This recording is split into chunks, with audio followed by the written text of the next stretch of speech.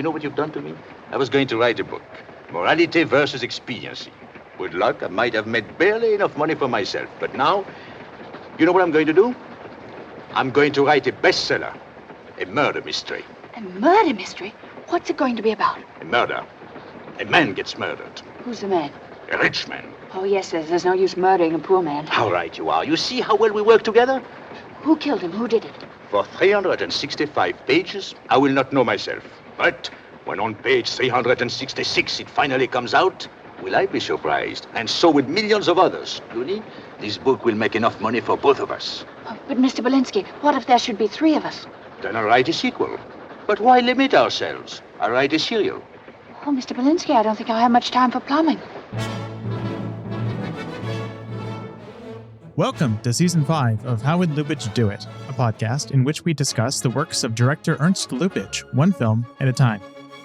We're back in 1946, and Tim Brayton joins us to discuss Cluny Brown, before we wrap it all up with a look back on this whole 2-year project. Come visit ernstcast.com if you'd like show notes, resources as to where you might find the films we'll be discussing, a link to our Discord, or just to say hi.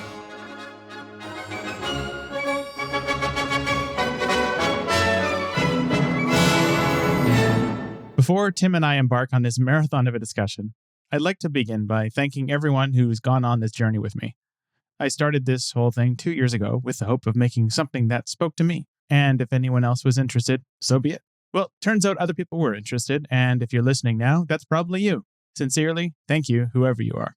Now, as to that grand finale. I have a wild idea that this has something to do with plumbing. Hello, everyone. Welcome back. If you have been following this show, you might remember the episode in which we discussed the end of Ernst's life, and there's a lot of dark stuff. Today, we're not going to deal with that. We've gotten that out of the way. Luckily, Ernst has gifted us a wonderful end to his career that we can reflect in this show, which is the film of Cluny Brown, which, if the situation with the lady in ermine and his heart condition at the time is, a bit of a bummer, this film is not. This is among, I think, Tim, you in our pre-show described it as one of his most generous films. I'm going to go one step further and say this is one of the most generous films. This is one of the, I think, great humanist texts in cinema. In my opinion, I think maybe yours too, his last masterpiece, and coincidentally, his last completed film. So welcome back to the show, Tim, and thanks for helping me see this whole thing off. Thanks for having me. Sort of generally, it's been a great pleasure getting to visit you to chat Lubitsch so much over the past several months, but in particular talking about Cluny Brown, which everything you said, I mean, this is such a profoundly warm-hearted film that looks at material that it clearly wants to make fun of, but it does so from this loving place where it really understands all of its characters. And it is, I think,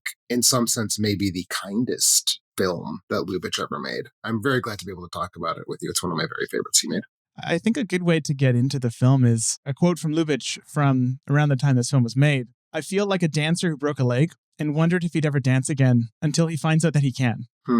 That sets the tone for the film, I think. Yeah, this is a film about finding happiness. It's about existing against, but also within, in this case, a very rigid class society in Britain. It's based off a novel, actually, the original writer. Their only demand when they sold it to Fox was that Jennifer Jones be cast, which, explains that.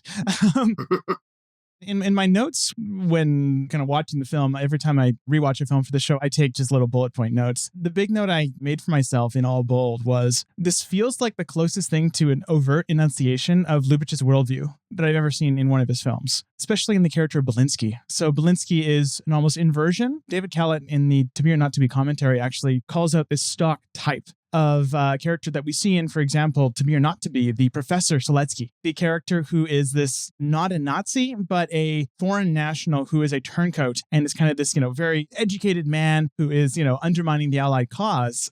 In that commentary, he posits Balinsky as almost Lubitsch finding a different take on this character. In this case, he is an educated agitator who is working against the Nazis. Instead of his disillusionment leading to cynicism, his disillusionment leads to this very weary acceptance of the way things are. And it allows him this perspective where he can, in this case, see British class system with a clarity that no one else can. That feels very on point. And I think the interesting thing about this film, as far as that goes, is like one of the things that Lubitsch and most comedy filmmakers do is kind of setting up the stuffy character who is going to be the source of the butt of jokes, basically. And in this case, he's setting up this character specifically not to be stuffy. He's sort of the only person, not just who sees the British class system for what it is, but who has a kind of like appropriate relationship to life itself. He is the guiding philosopher of this movie in a way. He's the first person who articulates the quote, "squirrels to the nuts," which is kind of the film's slogan.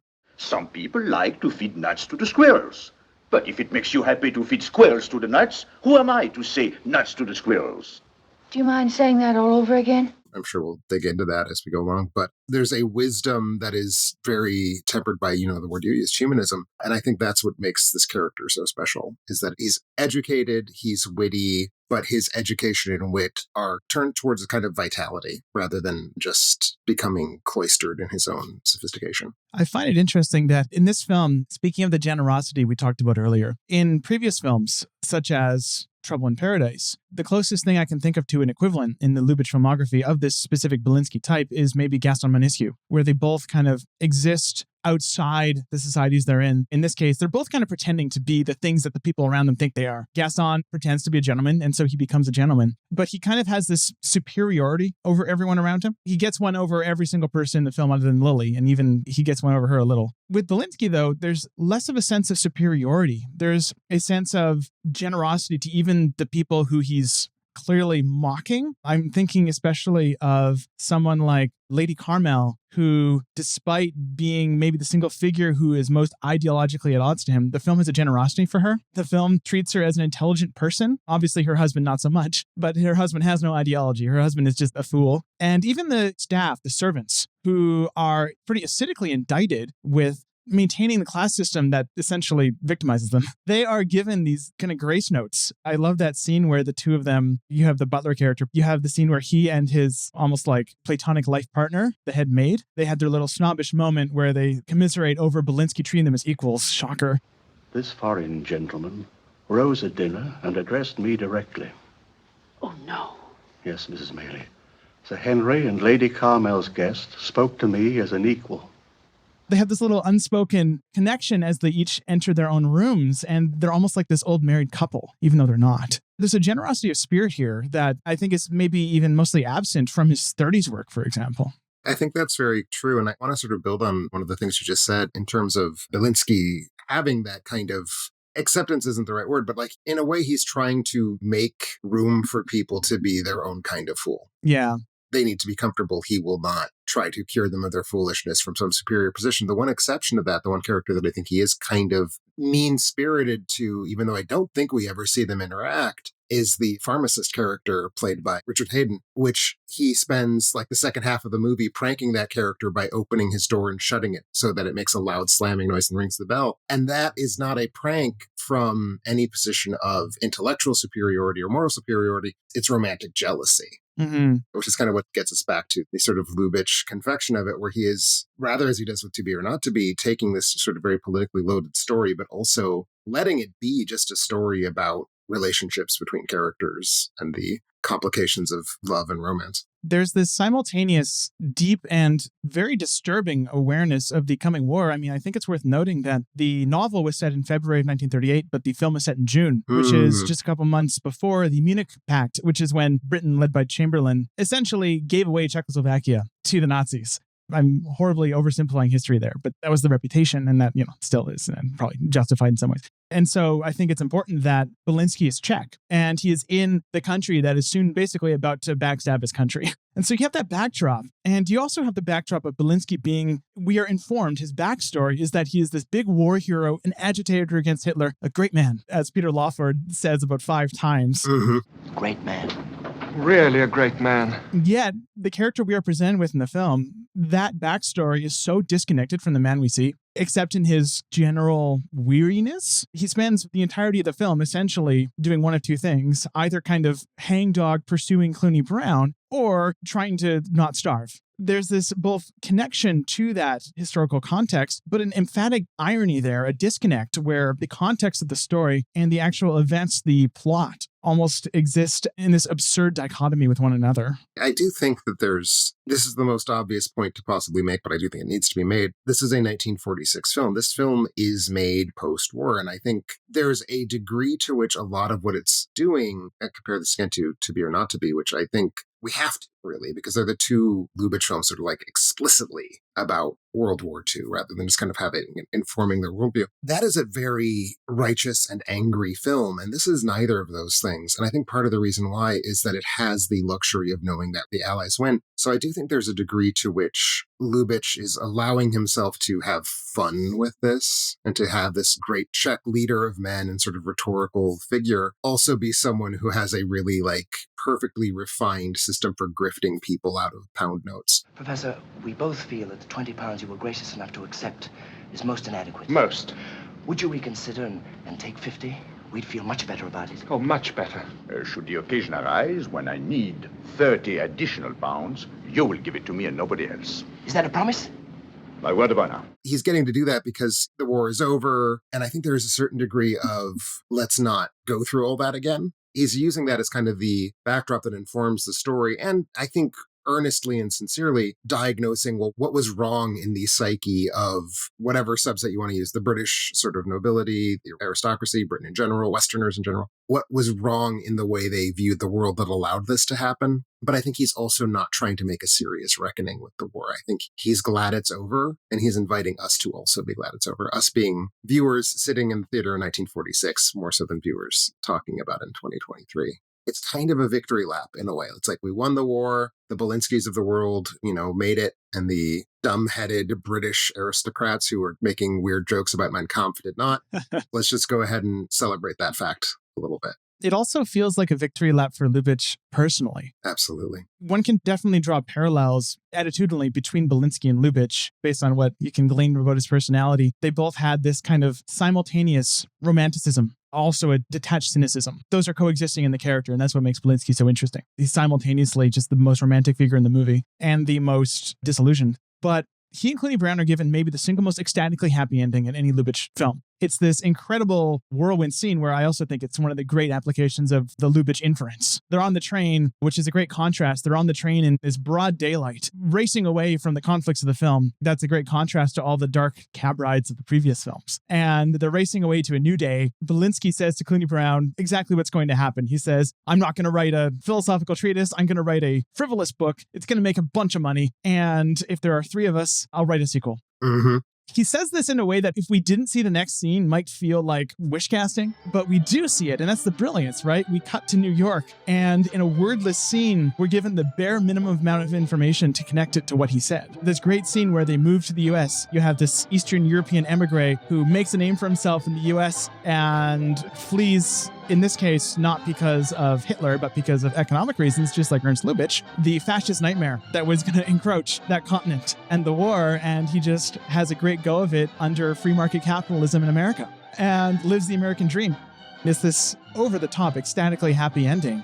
The first time I watched it, I went, oh, this feels just like Lubitsch going, yeah, I did it. It feels as autobiographical as anything he ever did, even though it's, again, based off a book he did not write. I love that reading of it. I hadn't really thought about it in quite those terms. That is very on point, and I think it speaks really to the fact that the final shot of this movie, and therefore the final shot that Lubitsch himself completed a movie with, and, obviously we have to be cagey about how we talk about the end of Lubitsch's directorial career.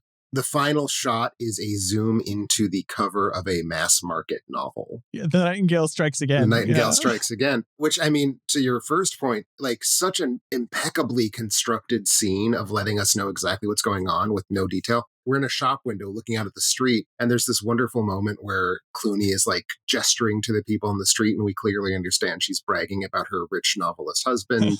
And we don't need to really understand what's being said. We can just see her expressions and her gestures. But then we get that great explanation of that seemingly inexplicable feint through, technically it's a different scene. It takes place presumably months later when he's written and published a sequel. And that's it. That's the final shot of the movie. It's just like that thing. And it's kind of great in this context of what you're saying about this being sort of semi-autobiographical and about his career as an entertainer in Hollywood, that the last shot of this movie is of a very delightfully tawdry-looking pulp novel. It's a celebration of that kind of use art for joy or use art for fun. One little detail I want to mention in that scene is my favorite little kind of storytelling by inference is when in the second half of that little 1-minute montage, Cluny, she's bragging and faints. And the only reason that the fainting has any meaning to us, the audience, is because she said earlier in the scene, and if we were to be 3. We understand she's pregnant. It's amazing that the scene holds together. And to your point about Lubitsch kind of holding up almost this pulp as art, there's one quote of his I really was dying to shoehorn into this episode that he said around this time. There was a bit of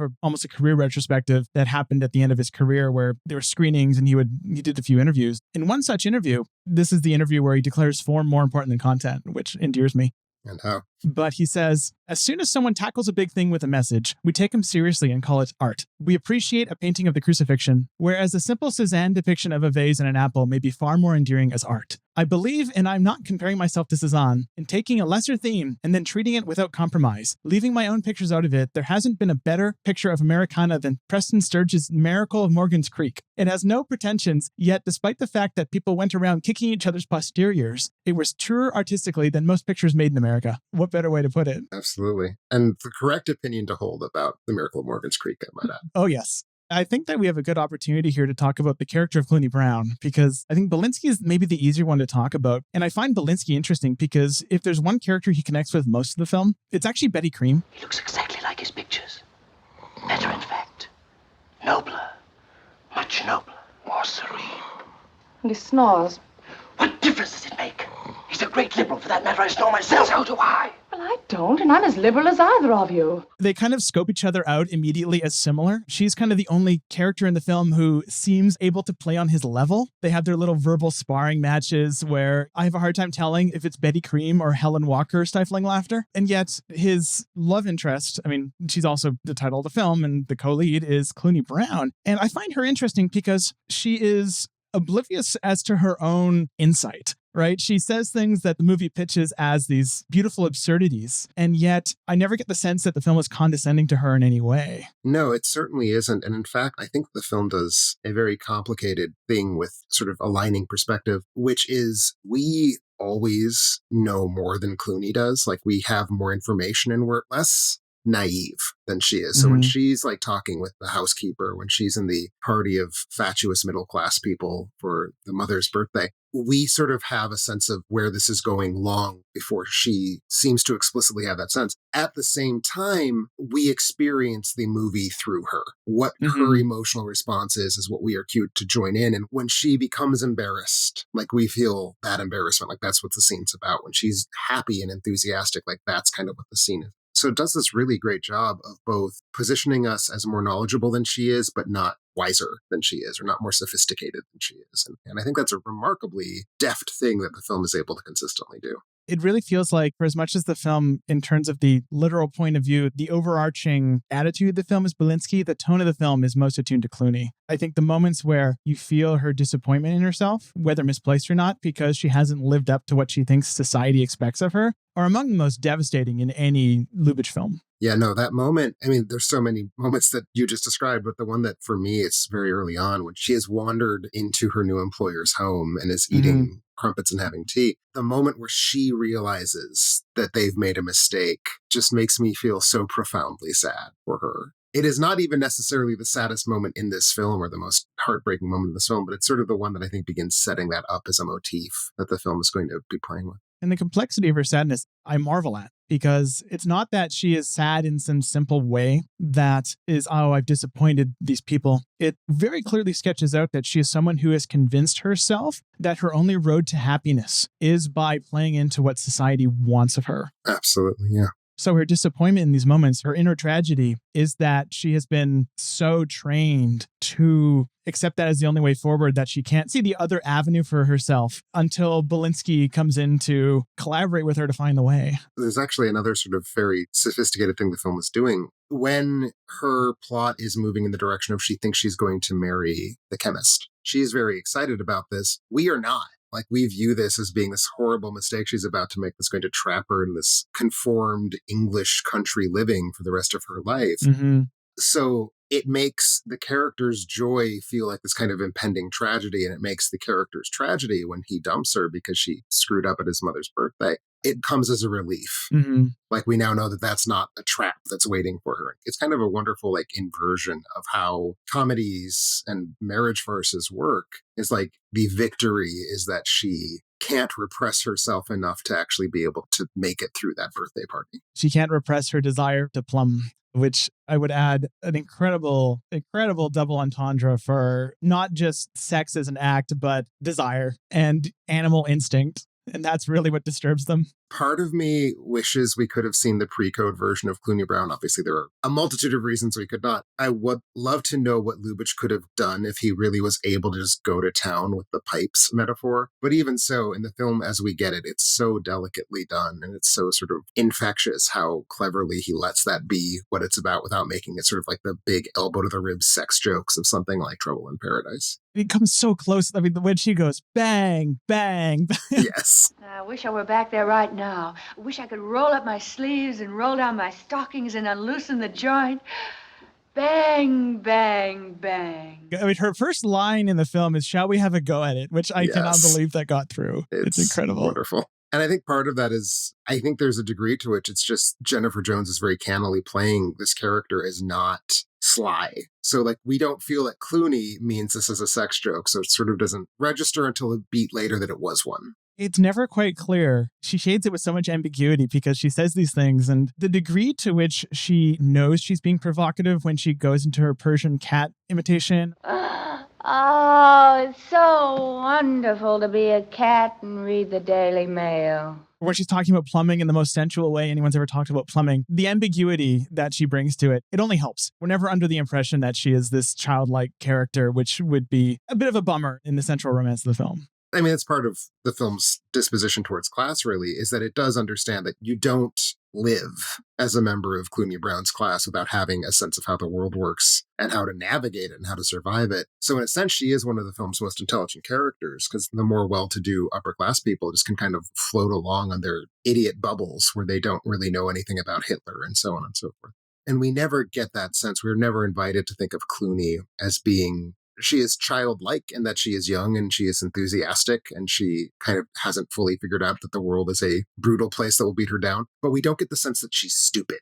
She's not someone who is entering these situations she's not sophisticated enough for. She's entering these situations that are simply too unfamiliar for her to have already grasped the codes of how they work. I think the film draws a very distinct line between absurdity, and Cluny Brown embodies the absurdity, but so does Balinsky with the squirrels and the nuts, right? It draws a very clear line between absurdity and virtue. Balinsky and Cluny Brown, what unites them, despite actually one little aside I find is that every single couple in this film has one extremely self-aware member and one more of a cartoonish type, where the two Carmels, Lady Carmel is self-aware and her husband is a cartoonish type. Andrew Carmel and Betty Cream, she is incredibly self-aware. He is a dolt who is going to become one of the 44% of the casualties in the RAF, which is another dark undertone. And again, same thing with Cluny and Balinsky. But what connects the two of them is this shared not belief in necessarily, but impulse to absurdity. To me, the moment you realize they're supposed to be together is when Balinsky climbs in through her window for the first time,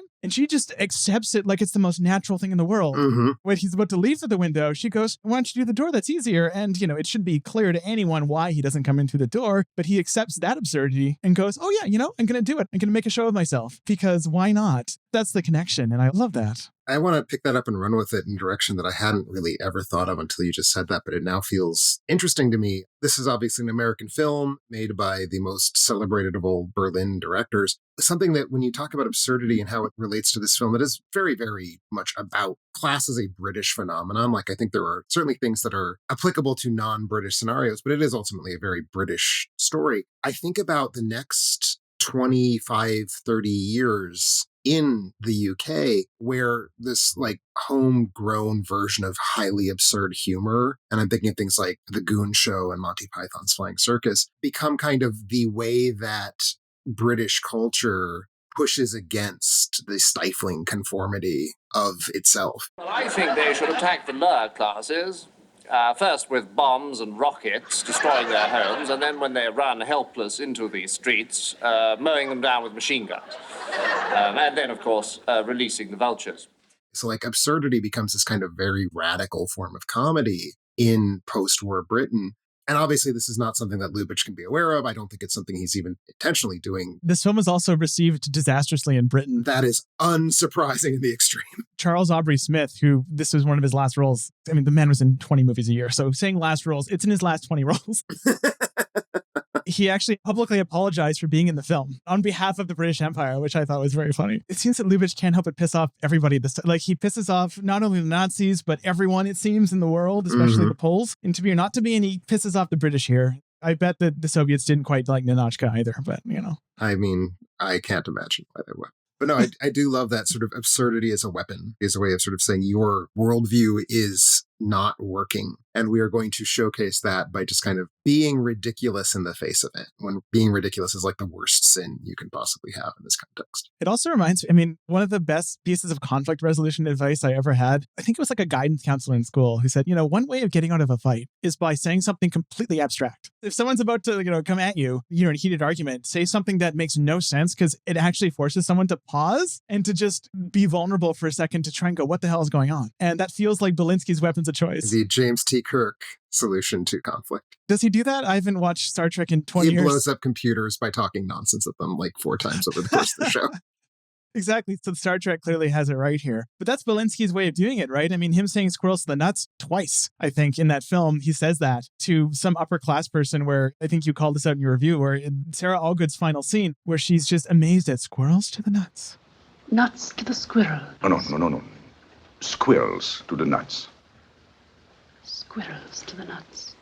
And she's absorbing it as this kind of like rich continental philosophy. And like you can see that in her performance. Like, it might be my favorite beat in this movie is her performance in that scene. It's hard to say she's overqualified, like in this movie, but if you've seen her in Now Green Is My Valley, she is overqualified to be anything but like a co-lead. She's amazing. That's the moment when you realize, oh, okay, you know, I mean, I know she's a character actor and she was cast as this character because she's a character actor, but you're like, oh, you know, that's why you cast an all-time great character actor in that role. Absolutely. And like, I don't want to slight anyone in this ensemble. I think this film is extraordinarily well acted.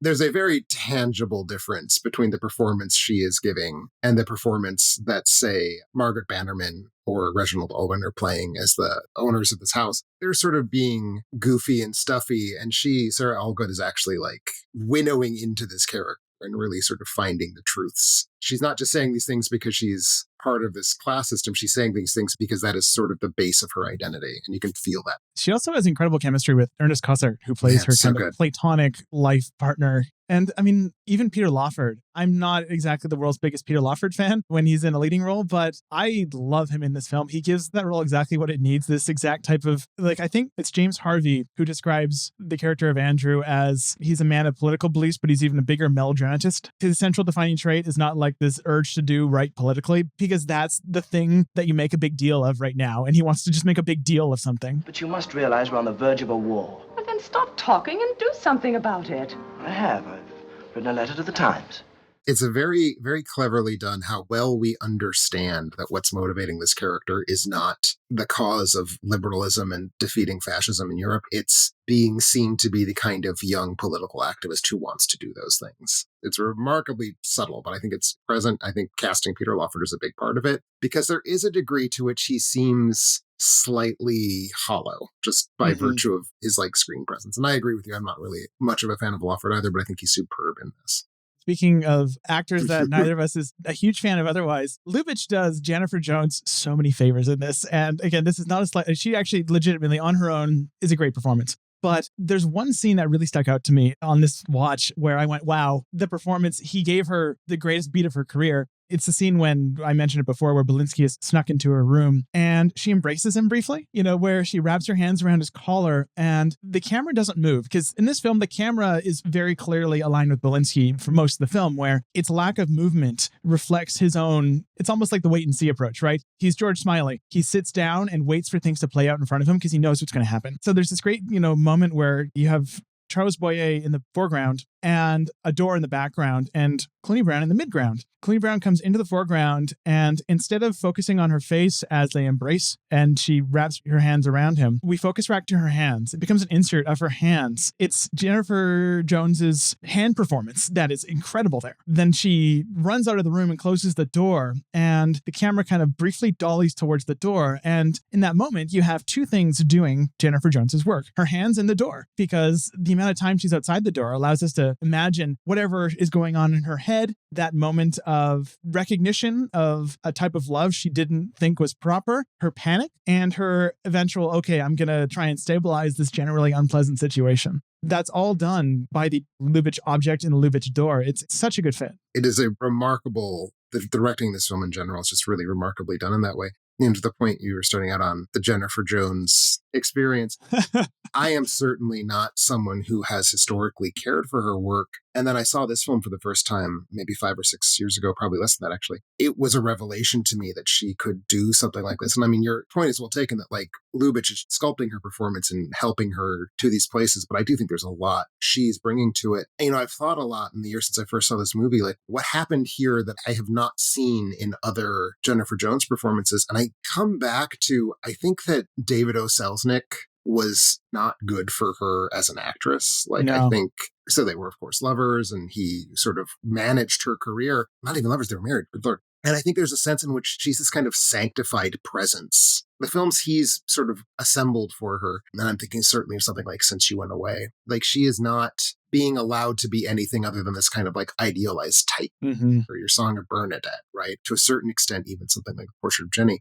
Lubitsch is letting her be this kind of interesting, messy person. And I think that's what happens when you were Ernst Lubitsch in 1946. You're one of the only people in the industry who can actually like say, no, Selznick, I don't think you're right. I'm going to do it my way. And I think there's something so freeing about it. And it lets her give this truly organic performance, the only one I've seen of hers. There's something very humane about it in a way that I see very little that is humane, again, in something like The Song of Bernadette.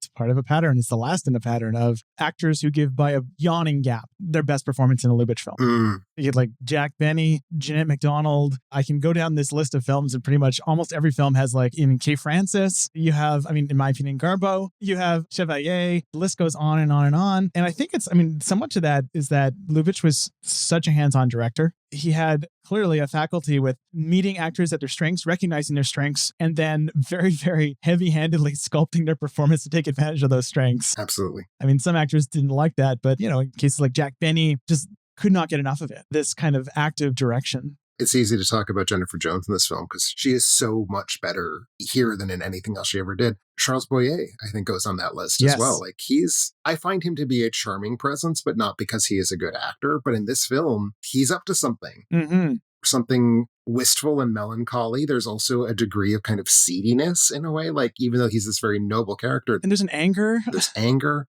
So, yeah, this is the career best work of two actors that I can sometimes be a little bit suspicious of, to be honest. Good for Ernst. I'm tempted to say that there's at least 3 actors in this. I'm going to include Peter Lawford as this is my favorite work of their whole career. I've seen enough Lawford to feel at least a little confident in that. That's fair. Richard Hayden would do, I think, better work in other films maybe, but I don't know. This is up there. I mean, I think Jeanette MacDonald is a great example of this. With just recently, I watched Naughty Marietta. It's not a bad performance. It's just, you go, oh, I see. When she has all of her excited peppiness stripped away, what's left is the person I've been told to expect by all the history books. When Jeanette MacDonald is being reduced to a Nelson Eddy movie, rather than when she's being raised to a Maurice Chevalier movie. We've touched upon the form of this film kind of offhandedly. I think maybe it's worth a go to try and tackle it directly. I have to be honest, even slightly abashed here. I am reminded of the quote that Truffaut said to Hitchcock, which is that every time he went to watch Lady Vanishes, he always was going to sit down and watch the film and see how it worked. And by the time he got to the end of it, he had started watching it for the story and forgotten to pay attention. I will confess that that was sort of my experience here. It's like in those early scenes, I was really attending to like, how is this fitting into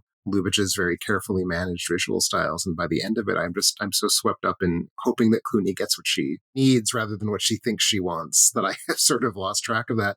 Although certainly I think this film does something that I don't necessarily know that we associate with Lubitsch per se. I mean, we definitely associate him with off-screen space, right? And the doors that are such an important part of his aesthetic. this film is using off-screen sound in a really specific way in that we never really see Cluny being a plumber, but we hear her being a plumber.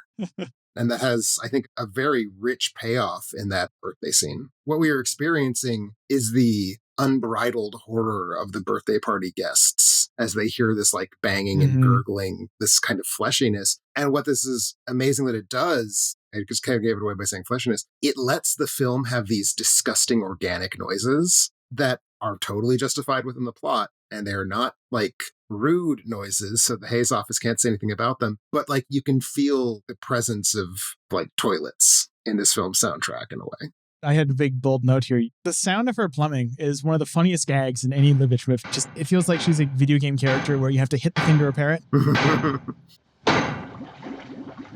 That whole thing where, the disgusting, she's literally bringing out the underbelly, the plumbing of the society, right? And it's disgusting sounding, and it doesn't sound, it's not this like pleasant, it's this bang, bang, But the use of off-screen space in this film, both orally and visually, is, I think, among Lubitsch's most sophisticated. This is brought up in a couple of different places, but the reaction shots in the film, oftentimes you're given, as usual in Lubitsch films, the reaction shot in lieu of the thing they're reacting to. And that's probably the key reaction shot in the film, isn't it? The moment where Cluny Brown is off-screen and I love her rapport with the young boy. Cluny Brown is off screen with the young boy repairing the faucet, and all we have is this wide shot, this massive group photo of a reaction shot to what's going on. But the whole film is laced with those where, reaction shots are used to establish propriety, and especially what each character's of propriety is. We understand so much about each character by who gets a reaction shot when, not even what's in the reaction shot, but the timing of them. You understand, they don't like this. Therefore, this character's logic of the situation is this. I think like Lady Carmel, the moment in the scene where she realizes who Cluny Brown is, and the moment in which she reacts and the kind of logic you see on her face of, okay, here's what I do now. Society dictates I cannot call this out or make a big deal of it. I'm going to ring my bell.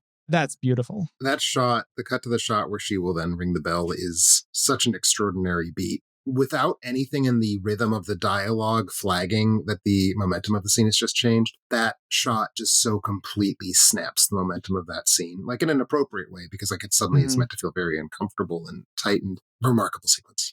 That scene is really just remarkably well done by both the actors and I think the editing. One scene that I find, speaking of reaction shots, I found I'm not sure what to make of it, is when the chemist plays his medley on the little organ he has at home. It's a fairly not great medley of two traditional tunes, one of which is wistful and slow, and then the other one is this more upbeat number that just bashes into it in the least elegant way imaginable.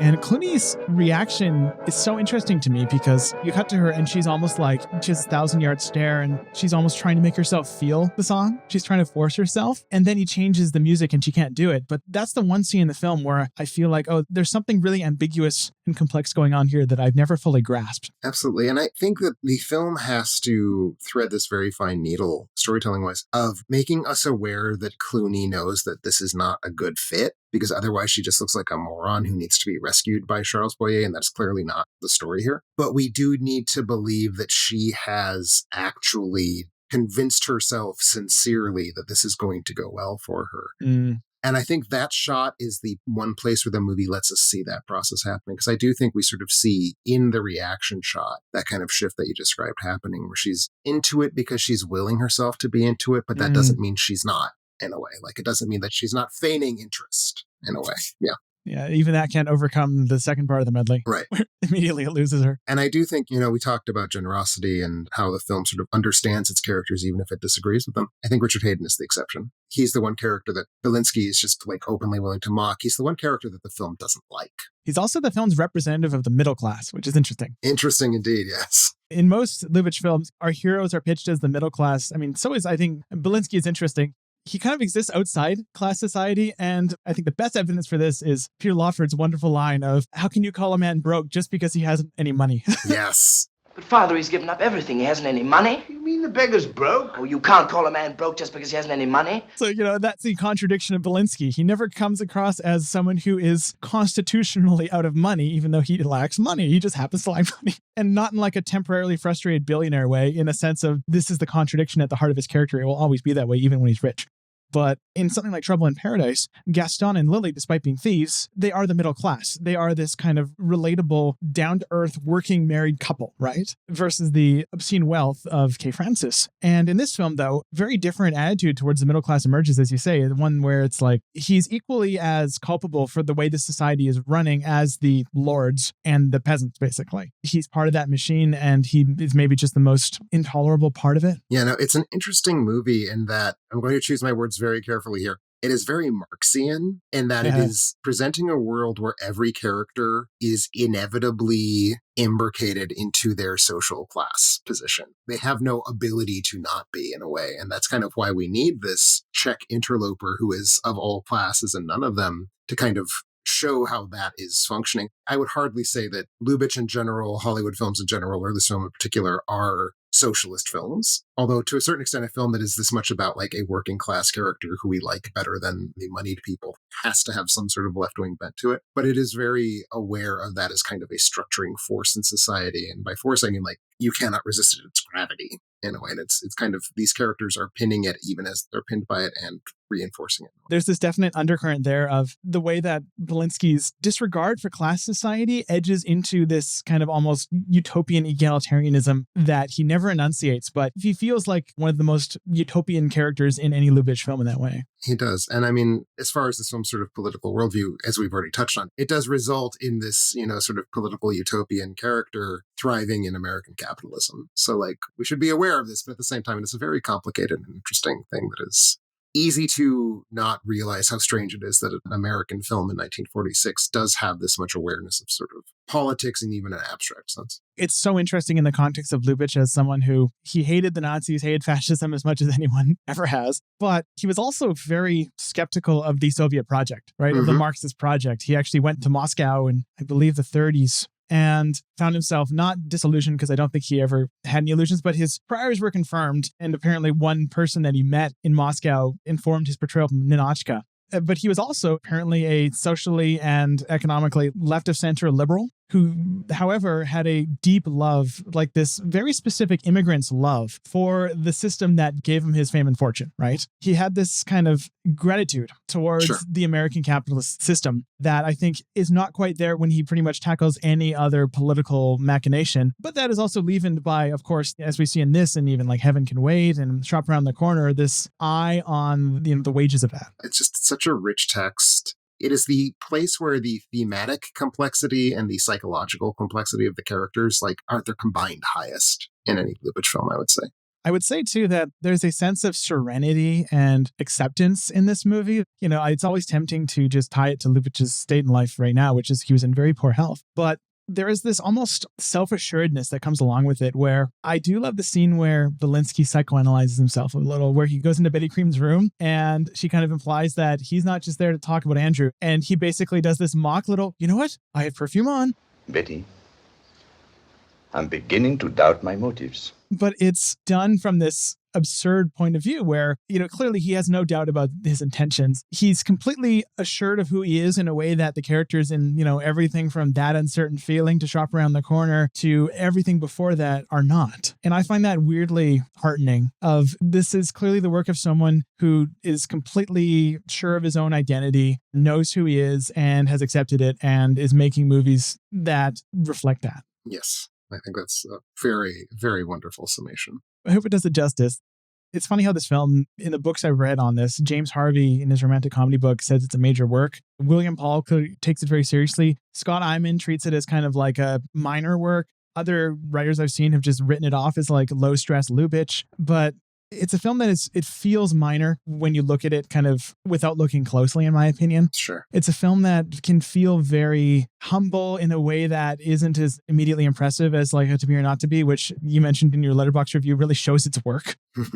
Despite the fact that's my favorite Lubitsch, it very much shows its work. It's a film that where, again, all the things we've talked about with Lubitsch, where he kind of buries his text, he relies on inference, those are cranked up. Listeners, sit down with this movie, watch it really closely. It's worth it. That's probably the end of my rant on this movie.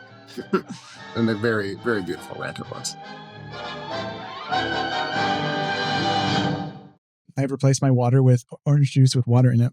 I have replaced my iced tea with sparkling water with lime.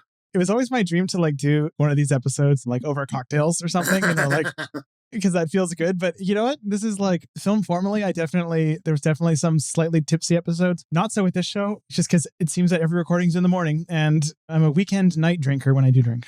We had briefly kicked around the idea of doing our top 5 movies about like our top 5 stoner movies, basically whilst high. But we all agree that it's hard enough for us to make these things happen technologically when we're sober. So it's probably not the right way to go. So by way of wrapping up the show, and I do want to make this as clear as I can, this is the end of the show. Maybe if someone digs up a lost Lubitsch film sometime, I'll do more. But as far as this project goes and what I want to do with it, this is it. I explained why I didn't want to end with That Lady in Ermine in that episode, so I won't belabor the point here. What I do want to focus on is a celebration of just everything that we have learned throughout this podcast. It's so fortuitous, Tim, that you want to do Cluny Brown just as a film, because you're also, I think, the only guest I've had who has not only been on for every season, but has watched every movie and has kind of gone on this very specific subset of a niche of a journey that we've gone on. And so you are well placed to do a few things. One is we can talk about a bit of the show, but two, first, I think that we can talk about our rankings. We love ranking. I think we both mutually have fun with it. There's anti-ranking folks out there. I don't think either of us take it that seriously. Exactly. Like the point of a ranking is just to help keep your thoughts sort of ordered. It's not to like say this is definitive and I will always agree with it till the day I die. Exactly. And I will say that by the time we get to actually releasing this episode, my ranking will probably be slightly different, but I'm going to keep the current rank in the show notes for posterity. Yeah, so as far as getting started with this, there's 41 movies, and we're going to kind of skip most of the back 21, except for the few that we think are particularly notable among those. Listeners, if you want to see the rankings and follow along with us, our letterbox lists are in the show notes. So if you want to pull that up, let's start talking about the rankings. Tim, is there anything in the bottom 21 that strikes you as particularly of interest to our listeners? I would say so. I have a couple films in particular that neither of us have in our top 20. So if I'm stealing one of yours to call out, I apologize in advance. But there were 2 films that I thought were just incredibly special and seem to be just they don't get talked about. Like even amongst the Lubitsch and Germany films, like people just don't seem to acknowledge that they exist. And these would be Kolhiesel's Daughters and Romeo and Juliet in the Snow. Neither one of them are, perfect movies, but I think they're both such wonderfully fun farces that move into this rural setting in a way that's just very giving and lively while still being willing to poke a little bit of fun at it. They both are in just vile shape. Mm-hmm. I think of all the films we watched, if I had a fairy wand, those are the 2 I would go to first to restore. One piece of late-breaking news is that since I recorded the episode and released it of Romeo and Juliet in the Snow, I was sent by a good Samaritan, you know who you are, you're probably listening to this, sent me a TV broadcast of a new restoration of it. Oh, I love that. I was just going to say that one in particular, just desperately, the version that I watched desperately needs to be cleaned up a little bit. Editor's note, the F.W. Murnau Stiftung has, since this recording, also restored Kolhiesel's Daughters. History marches on, and now we have probably the weirdest restoration I've ever seen, where the restoration is great, but the only available version of it is a TV broadcast that the restoration is an illustration for a live piece of music, and so sometimes it'll overlay the live musicians on top of the restoration. Oh, that's very annoying. It is. It's only like less than 5% of the film, so it's mostly good, but it is very... someone released that. That's one of my biggest notes, too, of this. I had this in bold of Kolhiesel's Daughters and Romeo are like low on our lists in the grand scheme. They're in the middle-ish for both of our lists, but that's significantly above their reputation. There's a lot of films that have a way greater reputation that I think those are better than. I would be so inclined to say that if I could pick one film out of the 41 that I think people haven't seen that I want them to, it's Kolhiesel's Daughters. For me, it's between Kolhiesel's Daughters, Romeo and Juliet, and possibly The Doll, just because that film has probably the greatest reputation of any of his Berlin Silence, but it's still just no one has seen that movie still because it's a Berlin Silent movie and it's one of his best movies. It's spoiler alert, but we'll be talking more about The Doll as we go through our lists. It is interesting to me that we both agree on the bottom 2, but in different order. And, The Eyes of the Mummy Ma and Where's My Treasure, which maybe not that fair to The Eyes of the Mummy Ma because that film is in also dire quality. But that film is of dire quality as well. It feels a little bit less bad there. I can't intellectually walk myself into seeing a place where I think it's actually good. But one thing, overall on these lists, one thing that really strikes me is how Tim made this great spreadsheet that compares our lists, and the score differentials are often 0. The rank differentials are usually within a couple points of each other. We only have 4 or 5, not huge even. We only hit double digits, 4 times, which isn't a lot because, with this list, and we can go through the top 20 in a second too. For example, everything starting at number 28, I largely like. The Clerk, I actually put in my list, and you did too. And for me, The Clerk is like the tuning fork of the list. Everything below The Clerk, I think there's significant problems with. Everything above it, I'm like, I approve of this film. That's more than half of his filmography, which is, for a director of this era in the studio system, extremely good. Absolutely. And I feel for me, the number is pretty close to that. If you have that at number 28, I think my cutoff for the films below this point are maybe more interesting than good. The films above this point are maybe more, actually also good. For me, this probably is around 26 or 27. That speaks to how, I don't think he was the most consistent director ever. My Sternberg list might be even more top heavy, but at least the sheer volume of truly remarkable and great cinema he made was mind-boggling. Do you want to give me your 11 to 20? I will be happy to do that, yeah. So starting with my number 20, I have Forbidden Paradise, which was one of his early American silents. Number 19, I have The Love Parade, his first talkie. Number 18, The Student Princes of Old Heidelberg, another silent. Number 17, The Wildcat from Berlin. Number 16 is actually where I have The Clerk, his segment from If I Had a Million. Number 15 is Angel. Number 14 is The Marriage Circle. Number 13 is So This Is Paris. And number 12 is Lady Windermere's Fan. And number 11, just barely missing the top rank, is To Be or Not to Be. Ah, yes. And we'll talk about one of our double-digit rank differentials. I think there are only 2 major films in my top 10 where I'm like, Tim, you're crazy for not including this. I think it's partially just that his top films are so good that you can have a number 11 through 20 that's still full of movies that are so good. But I will say the little break there between Student Prince at 18 and Love Parade at 19, that's sort of where it goes from here is a movie that I think is great to here is a movie that I think has a lot of good stuff going on. Heidelberg and up is my great tier. I'll go through my top 11 to 20 because I have similar thoughts on my list. Number 20, So This Is Paris. 19, The Love Parade. 18, I Don't Want to Be a Man. 17, Forbidden Paradise. 16, Heaven Can Wait. That was a very recent, that rocketed up my list by 15 spots. 15, Rosita. 14, 1 Hour with You. 13, The Oyster Princess. 12, Design for Living. 11, Angel. And my gap between the point at which I'm okay, this film has significant enough flaws that I can hold it against it. That's pretty much between Rosita and Heaven Can Wait, 16 or 17. I think everything from Rosita on up, I'm just this is unproblematically incredible cinema. And Heaven Can Wait, for example, is a film that I think has incredible things about it. And I think we probably agree on its central issue, which is that it's about a rake who isn't allowed to sleep around or conduct affairs. It's the one film where I feel like the Hays Code really constricts what he can do in a way that hurts the film. Maybe our jointly hottest take is that Design for Living. I have that at 12. You have that at 21, which even on my list, when I recently posted my list to Twitter, which I shouldn't do anymore, that's always the film that people go, really? You don't think that's very good? And at this point, I want to just say that the reason Design for Living is quote unquote low on my list personally is that it's simply the film that's high on a lot of people's lists because most people haven't seen a lot of the ones in my top 10. It's just when you've seen a bunch of the silence and a bunch of the kind of more obscure talkies, most people have not seen The Merry Widow. So Design for Living isn't a lesser movie, in my opinion, than maybe conventional wisdom would suggest. It's just that there's so many good ones. I feel like I'm slightly less generous to Design for Living than you are in that I think it is quite good. And I think if it sort of existed in a vacuum, I would love it. I think it compares itself very naturally to Trouble in Paradise and just isn't as good as Trouble in Paradise. I also think that Frederick March and Gary Cooper are hindrances for that movie. It is not a film that has been cast to perfection. Whenever I say, Lubitsch's 2 great pre-code masterpieces, I don't include Design for Living in those 2. Agreed. I think it's a perfectly great movie. There's some flaws. One of them is named Gary Cooper. It's a film where the things I love about it, I think that Trouble in Paradise largely does better. And I do think it is a little overappreciated on account of it having such a killer elevator pitch.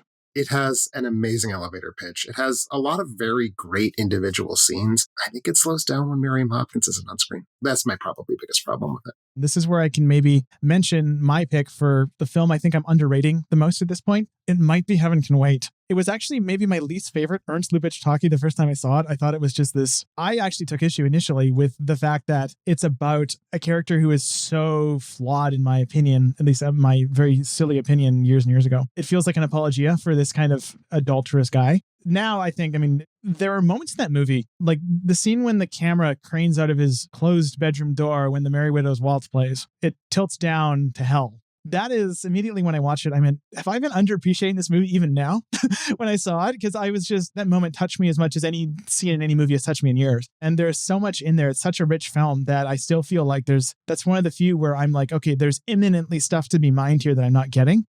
Actually, of all the films, I think The Student Prince in Old Heidelberg has room to grow because it's in such dire shape. It has the tremendous luck of having a great Carl Davis score, but it is also in horrible shape. And I'm just so curious to see what that movie would look like when presented well. I would definitely be very eager to watch that movie with better presentation. I feel like that one only has room to go up in my ranking for sure. For me, my biggest reason for keeping it relatively low, 18 out of 41 is practically the halfway point. But again, we're sort of 18 is also my cutoff for, no, this is where the films get really, really good. It's a hell of a curve. It's a hell of a curve. I wish it were funnier. And I know what the movie's goal is not to be funnier, but it's also like, it's one of, I think, his least funny movies. To a certain extent, I bring my own baggage in of like when I'm going to see a Lubitsch film, it's because I want to watch a comedy. And it's kind of not one. I will say, though, I will meet you halfway on this other point. I think there's no question the film that I am most guilty of underrating is To Be or Not to Be. It is the bravest film he ever made.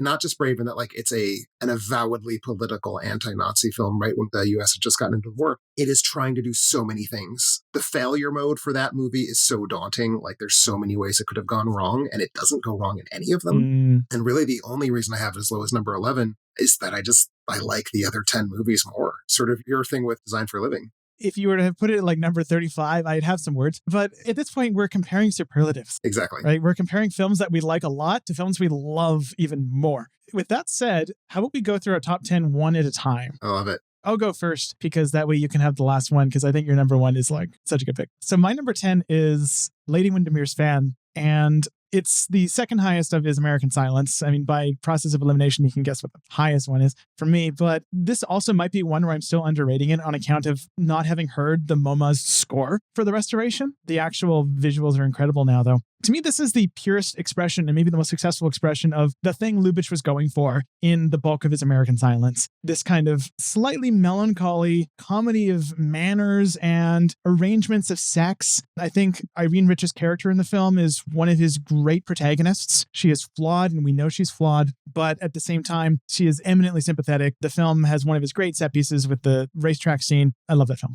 It's a wonderful, wonderful movie. I have my number 12, so not too terribly down from you. As for my number 10, I have 1 Hour with You, which is, I think, the funniest of his 5 musicals. I think it is the one that is playing up to the strengths of Marie Chevalier specifically the best. And I gather that here in the year of our Lord 2023, being like, well, I want the best Marie Chevalier vehicle is a strange position to hold for anyone who's not like 90 years old, but the heart knows what it wants. I find it to be very funny, very horny, like in a very, very sexy filmography. I think this might be the film that is just the horniest. I think it's great Jeanette MacDonald work as well. My only problem with it, because in my head, this is always like a top 5er, and the reason I have it all the way down at number 10, the songs are just not very good for the first half of the movie. They get better, but like the songs start out kind of really drab. Oh, That Mitzi is a turning point, really. But oh, that Mitzi.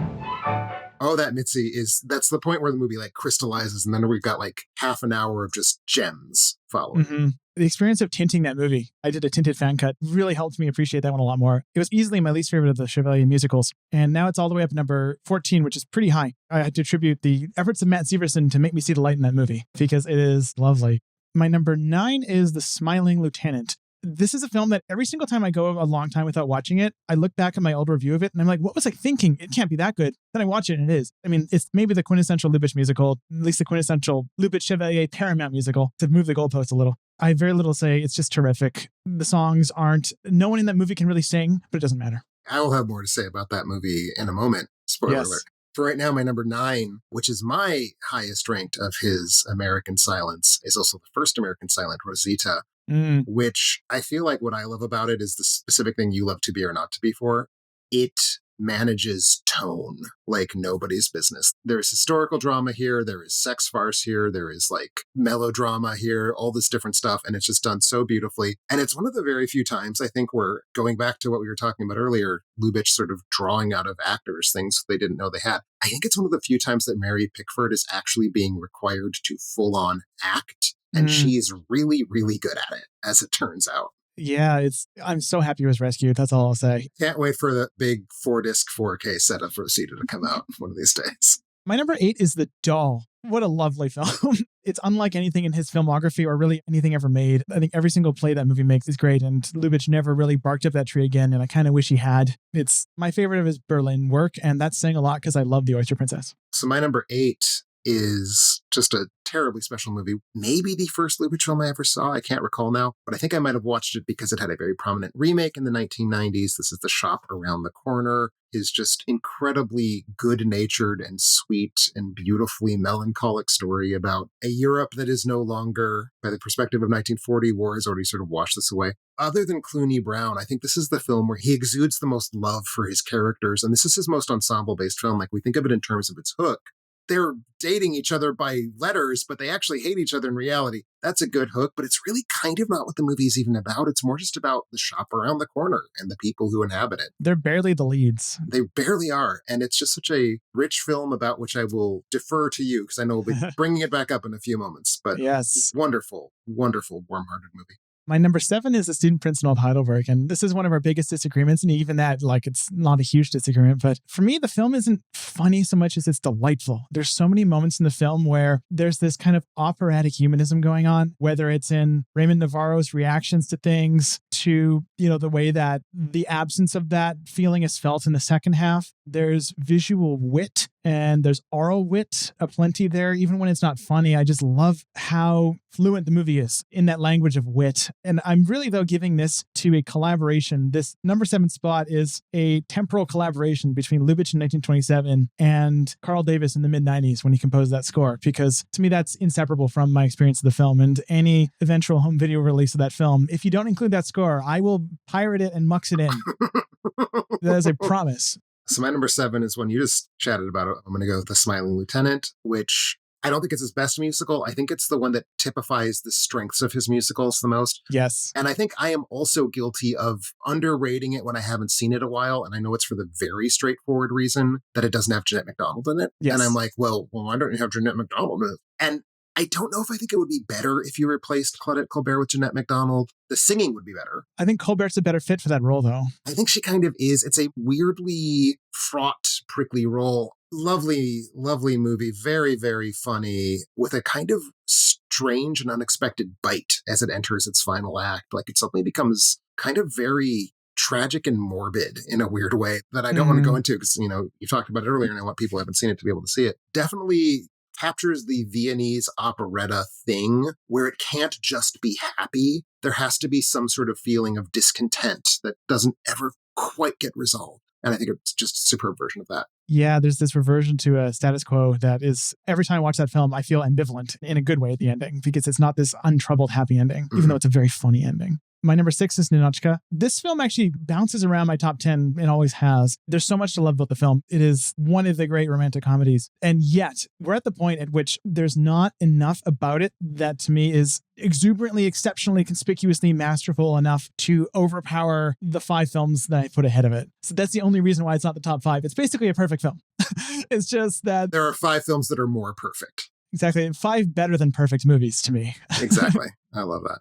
So my number 6 brings us to Silent Berlin, which was brand new to me when I entered this process. And I was quite taken in a very specific way. I thought his Silent Berlin melodramas were kind of awful, and I thought his Silent Berlin farces were magnificent. And so we have one of those at number 6, The Oyster Princess, a film that I was all set to declare after I watched it. This is going to be my discovery of this marathon. Holy shit, this is such a good movie. And then more discoveries happened. Maybe. We'll see how my top 5 goes. Yeah. Just such a wild ride. Ossie Walda, who plays the main lead, is this incredible combination of Mr. Bean and Charlie Chaplin and I don't even know what. Just this incredible anarchic comic force. Great, great sets. great, ridiculous premise. I thought this movie was hilarious. And when you can say of a century-old German film without dialogue that I just like choked laughing at it, something's going on. It's one of those things where this film and The Doll are two films where there's films like The Marriage Circle where I'm like, this is great. He did, in my opinion, better version of this later. He never returned to these. The Oyster Princess is the best version of that we have available. And that makes it all the more valuable. And I'm so happy it's in your top 10 because this one hurt not to include mine. My number 5 is Cluny Brown. Yeah, it's one of those films where it is a humble looking masterpiece. You can watch it and think, wow, that was a perfectly okay film, but it digs into you. It tears your heart out with a scalpel and then puts it back in and you're happy to have it back. My number 5 is the film that replaced The Oyster Princess as my biggest discovery of this marathon. And now we arrive at my tier of actually perfect. Like my top 5 are all films that I basically think are flawless movies. And that is The Doll, which I just was entranced by it, but I just find it is very much what you just said about The Oyster Princess. It's the only one of these he made, and it's such a good version of the thing that it is. And it's basically just movies as playtime. It's the first of his really just like deliciously naughty sex farces. And that I think I've made very clear already is a mode that I really like of Lubitsch. Just completely blindsided by how much I enjoyed this. Again, 100-year-old German movie, silent, all this stuff.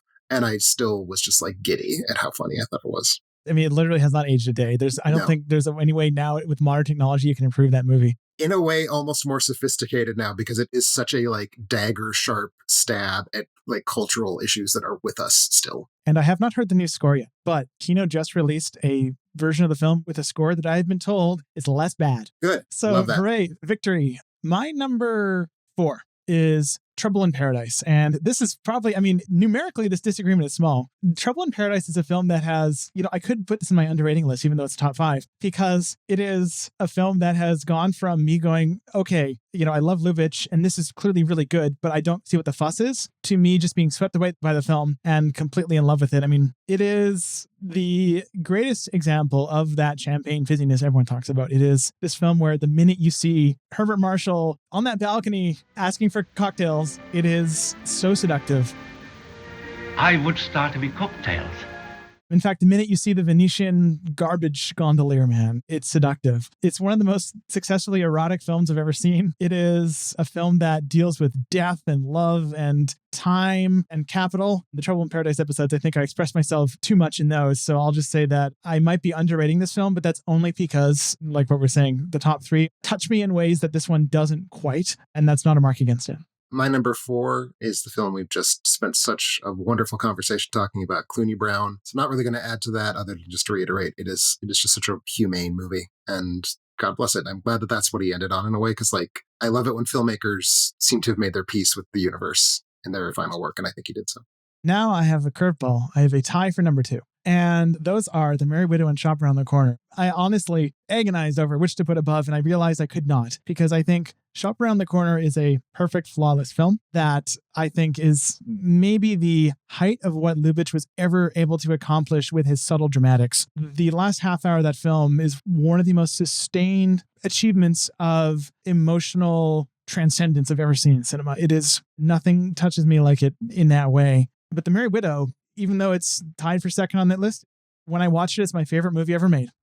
It's probably my favorite musical, but it is, if any film got me through the last crazy 3 years of our world, it's The Merry Widow. I've probably watched it 10 or 12 times at this point. I've cajoled Viff into programming it. And what is there to say that we haven't said in our previous episode together about it? Because it is, I think, Lubitsch's best musical. It's the best work of virtually everyone involved in it. It is so full of life and love for life that it's actually interesting. I said that these 5 films were better than perfect. I don't think The Merry Widow's perfect. There's things in it that I go, oh, that plot beat wasn't handled as perfectly as it could have been. But that doesn't matter. It's when Maurice Chevalier sings I'm Going to Maxine's and the camera cranes out of his balcony and into Jeanette MacDonald's balcony. I'm going to Maxime's, where all the girls are dreams. Each kiss goes on the wine list, and mine is quite a fine list. There's no greater moment in cinema, in my opinion, than that shot. So this film is perfect. I'll be there in a second, but first let me just quickly check off my number 3, which is Ninochka. I feel very much the same way you described. Like, it is the most volatile film in my top 10. I think 3 is its theoretical maximum. It could easily drop lower. And for me, it really comes down to it is a movie that doesn't start cooking really until Garbo shows up, which is later than I remember it being. But then once it gets there, it just becomes this kind of fireworks show of just everything is exactly in place. Makes me completely buy Melvin Douglas as a romantic lead, which is a big mountain for a movie to climb for me. I think everything involving the hat is how I learned what the Lubitsch touch is in this movie. And like, it's a very special movie to me. Has some of my favorite one-liners. Certainly that's courtesy of Billy Wilder and Charles Brackett, who are splendid, splendid writers. Imagine we don't have to whisper anymore. No, we can say whatever we want. We can shout. We can complain. Look, the service in this hotel is terrible. See? Nobody comes. Nobody pays any attention. That's freedom. That's bad management. Great, great movie. But my number 2, we actually line up in a sense. I also have The Merry Widow at number 2. This might be our hottest take, actually. I mean, it's our take that we're right, though. I'm fully convinced. It is such a perfect transmutation of something that's already a wonderful piece, but is really not at all like the movie, into movie. And it's such a wonderful confection that is also sort of sad, but also terribly funny. And we talked about it. I don't want to go into it again so long, but goddamn, this is a movie. This is a movie that I would feel comfortable suggesting to literally any person. If there's any single film that I think is just underappreciated in the sense of this should be a canonical classic, this should be a film that is on rotation for every family in America, it's The Merry Widow. I don't know why it isn't, and freaking Gone with the Wind is. I don't get it. My number 1 is To Be or Not to Be. And this is the film, I feel like each of our number 1s are the films that kind of maybe convinced us about Lubitsch or got us into it, because this was my first Lubitsch movie. I've really tried to kind of grapple with okay, is this because it was my first Lubitsch film and I was just blown away by it? Or is there something here? The thing about To Be or Not to Be that, kind of keeps it stuck here like a darn nail is the fact that the rhetorical structure of the film manages to do 3 things. It manages to make me laugh incredibly hard. I mean, the concentration camp Earhart one-liner, the 5th time it returns. So they call me concentration camp Earhart. That is maybe the single joke in cinematic history I laughed hardest at the first time I heard it. It is, I think, the best single argument for Lubitsch's strengths as a filmmaker, that he is able to make that line funny even once, and he makes it funny 4 times. Yes. And so it makes me laugh unlike anything else, especially in the back half when that other thing comes in, where in the middle of the film, it stops being a comedy for 20 minutes. And that's one of the most tonally brilliant high wire acts I've ever seen. In the back half, when that combines again with the comedy, it makes the comedy more funny. But what it also does is it creates this emotional state in me that is unlike any other film, where I'm a big history nerd, especially Eastern European history, especially when it comes to 20th century Eastern European history. The way the film interfaces with that, the way the film is this kind of howl of despair, anguish, anger from a certain point in history that can only have been made at that time, and the way that the film looks at that stone-faced and laughs at it, and the way that the film makes its most impassioned plea for humanity via an actor, that being Felix Broussard, playing an actor, playing a character, playing a revolutionary, talking to an actor, playing an actor, playing an actor, playing Hitler. Mm-hmm. The fact that that is maybe the single most sincere moment in Lubitsch's filmography, that recitation of Shylock's speech, it destroys me every time I see it. And so the fact the film does all that and never, as you say, stumbles, I can't deny it. It's maybe my favorite American comedy. On some days, it's my favorite piece of cinema ever made. I just can't deny it. It certainly is a great achievement. I do not want to in any way diminish that. I have my own problems with it, but it is a formidable piece. There's no question about it. My number 1, as we've sort of, I think, already teased, but it's anyone who knows me knows this, Trouble in Paradise, which is, I think, just so impeccable. It is the most delicately constructed. Every single gag has been timed out to within a molecule of its perfect pacing and rhythm. The line deliveries are so flawlessly constructed. The way that the cutting sort of brings us into the joke. Like there's this extraordinary, extraordinary moment. It's one of my favorite moments, maybe my single favorite moment in pre-code cinema, where Kay Francis is telling Herbert Marshall how long they'll be together, We have a long time ahead of us, Gaston. Weeks, months, years. And it ends with this shot of their silhouettes on a bed as she said the word years. And it's just like, there's just such a vibrance to that eroticism that's not just like tee-hee, it's a horny joke, but it's sort of like getting into sex as storytelling and just this sort of very adult attitude. I find it to be a legitimately flawless film. I could probably, with every other film, say, well, here's the thing I would tweak. I don't know if there's a single frame of Trouble in Paradise that is not the right frame. That sequence you singled out, I actually showed Trouble in Paradise on my birthday this year. It's the one time a year I can force all my friends to watch Pre-Code. And it was Trouble in Paradise. And that sequence sent chills down my spine this time. And I went, my God, I've been wrong. This is a masterpiece. Did you say you force your friends to watch a Pre-Code? I'm probably besmirching my friends, but no, they're very patient with my habit. I know what you mean. Trouble in Paradise is, I can pick no bone with that. It is a perfect movie. So that's our ranking, and I want to asterisk all that by saying, listeners, rankings are for fun. If anyone takes rankings or star ratings seriously, don't. It's a fun way to, as you say, Tim, organize our thoughts, and for anyone coming into this to go, you know what, I haven't seen The Merry Widow, I'm going to watch it. Absolutely. We came up with a couple small prompts that I want to talk about quickly before we get into the very final bit of housekeeping. One I really wanted to ask you about is, I want to call it a few MVPs, people we think who have contributed a conspicuous amount to the Lubitsch filmography who aren't Ernst Lubitsch. Actors might be a good place to start. As we sort of have been talking about on and off throughout this episode, acting is such a crucial part of the Ernst Lubitsch cake. I think that I have a few people that I would single out as being the ones who are just especially important to me. One who I've already mentioned, Maurice Chevalier, who is a kind of unbearable ham bone on paper, but there's something about the way that he is shaped into this figure of sort of meta commentary and fun in the Lubitsch films. I think it's just a remarkable, remarkable thing in all of their 4 collaborations. This run through, as I've already said, my 2 big discoveries were The Doll and The Oyster Princess, which are united in starring Osseous Walda, who was a huge, huge discovery for me as well. This kind of incredibly sharp, weirdly modernist comic figure, despite being in Germany in 1919. It's kind of obvious in a way because she is the main comic figure in my favorite Lubitsch film, as I've just been down. I think Miriam Hopkins is someone that I admire and find interesting and prickly. I think she unquestionably rises to her best work in her films with Lubitsch. I think there's something about their energies that just really fit well, because I think she can often be somewhat abrasive and too angular in other movies. And I'm thinking of something like the slightly horrible adaptation of Vanity Fair she was in for Ruben Mamoulian, Becky Sharp. She's just perfect in her work with Lubitsch. And I think that's a really incredible marriage of talent. You got my number one. That was Maurice Chevalier. I still think his contributions to the Lubitsch canon are actually underappreciated, if anything. I hear him more often spoken of as a liability that the films get past, but he's great. I mean, if you need one piece of evidence, watch Monte Carlo. He's not in it. And there's a character who should be played by him, and he's not. I dislike you intensely. I'm sorry, Jack Buchanan. I love you in the bandwagon, but you're no Maurice. But I want to single out the 2 character actors. One is Edward Everett Horton. Oh, God. Victory, victory, victory. Who is in probably more Lubitsch films than anyone in the American era, at least. And he is always perfect. He is so good as the other man, the stooge, the straight man that everyone else plays off of. So much has already been said about him already, but I also want to single out Felix Bressart. Yes. Who I've rambled on about a lot. He manages to be, in Ninotchka, truly hilarious. In Shop Around the Corner, one of Lubitsch's best self-inserts. And in To Be or Not to Be, he tears my heart out at least. I cannot get enough of that man. He is the man I want to be when I'm 60. I can see by the expression on your underpaid faces that you wonder where I got all this money. No, Mr. Valder, I don't wonder. What do you mean? I just mean I don't wonder.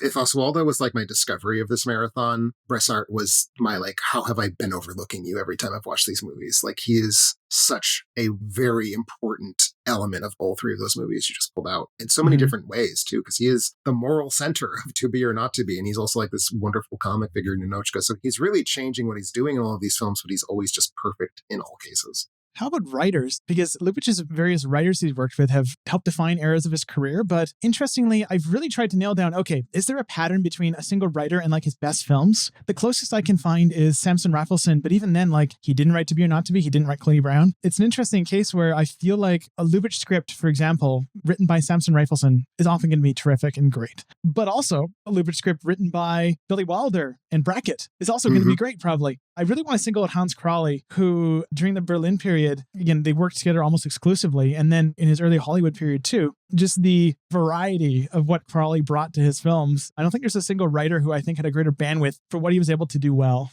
Absolutely. And that was actually going to be my sort of hot take as well. Raphaelson is, we know that. He's sort of the one that people latch onto. And obviously Wilder and Brackett, because they would go on to become Wilder and Brackett, and they wrote Ninotchka, which is flawless. These are very important figures, and it's, I think, easy to admire them. But I think Crawley was a necessary collaborator at a point where he needed that collaboration more. I think in that Berlin period when he was working with Crawley, like he needed that sort of figure to help him find his voice and refine what he was doing. And I think that's a really, really crucial collaboration that is easy to overlook because the films themselves are easy to overlook. It's funny how we're listing as Lubitsch's key writing collaborator, the man who absconded with his wife. Well, you know.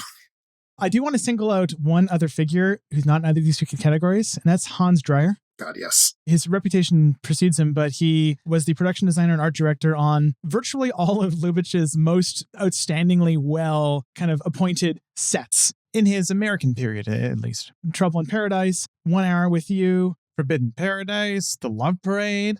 I think even more than any specific cinematographer, I credit him with the look of a lot of his best looking films. Absolutely, especially because sets were such a crucial part of Lubitsch's storytelling in the way that he would block. We've already talked about doors, but there's a reason people talk about doors. And like, you need to have doors in the right places if you're going to do that. And what doors? Exactly. I would say even more than any of the writers, even more than any of the actors, I think Dreyer is in some ways the key Lubitsch collaborator.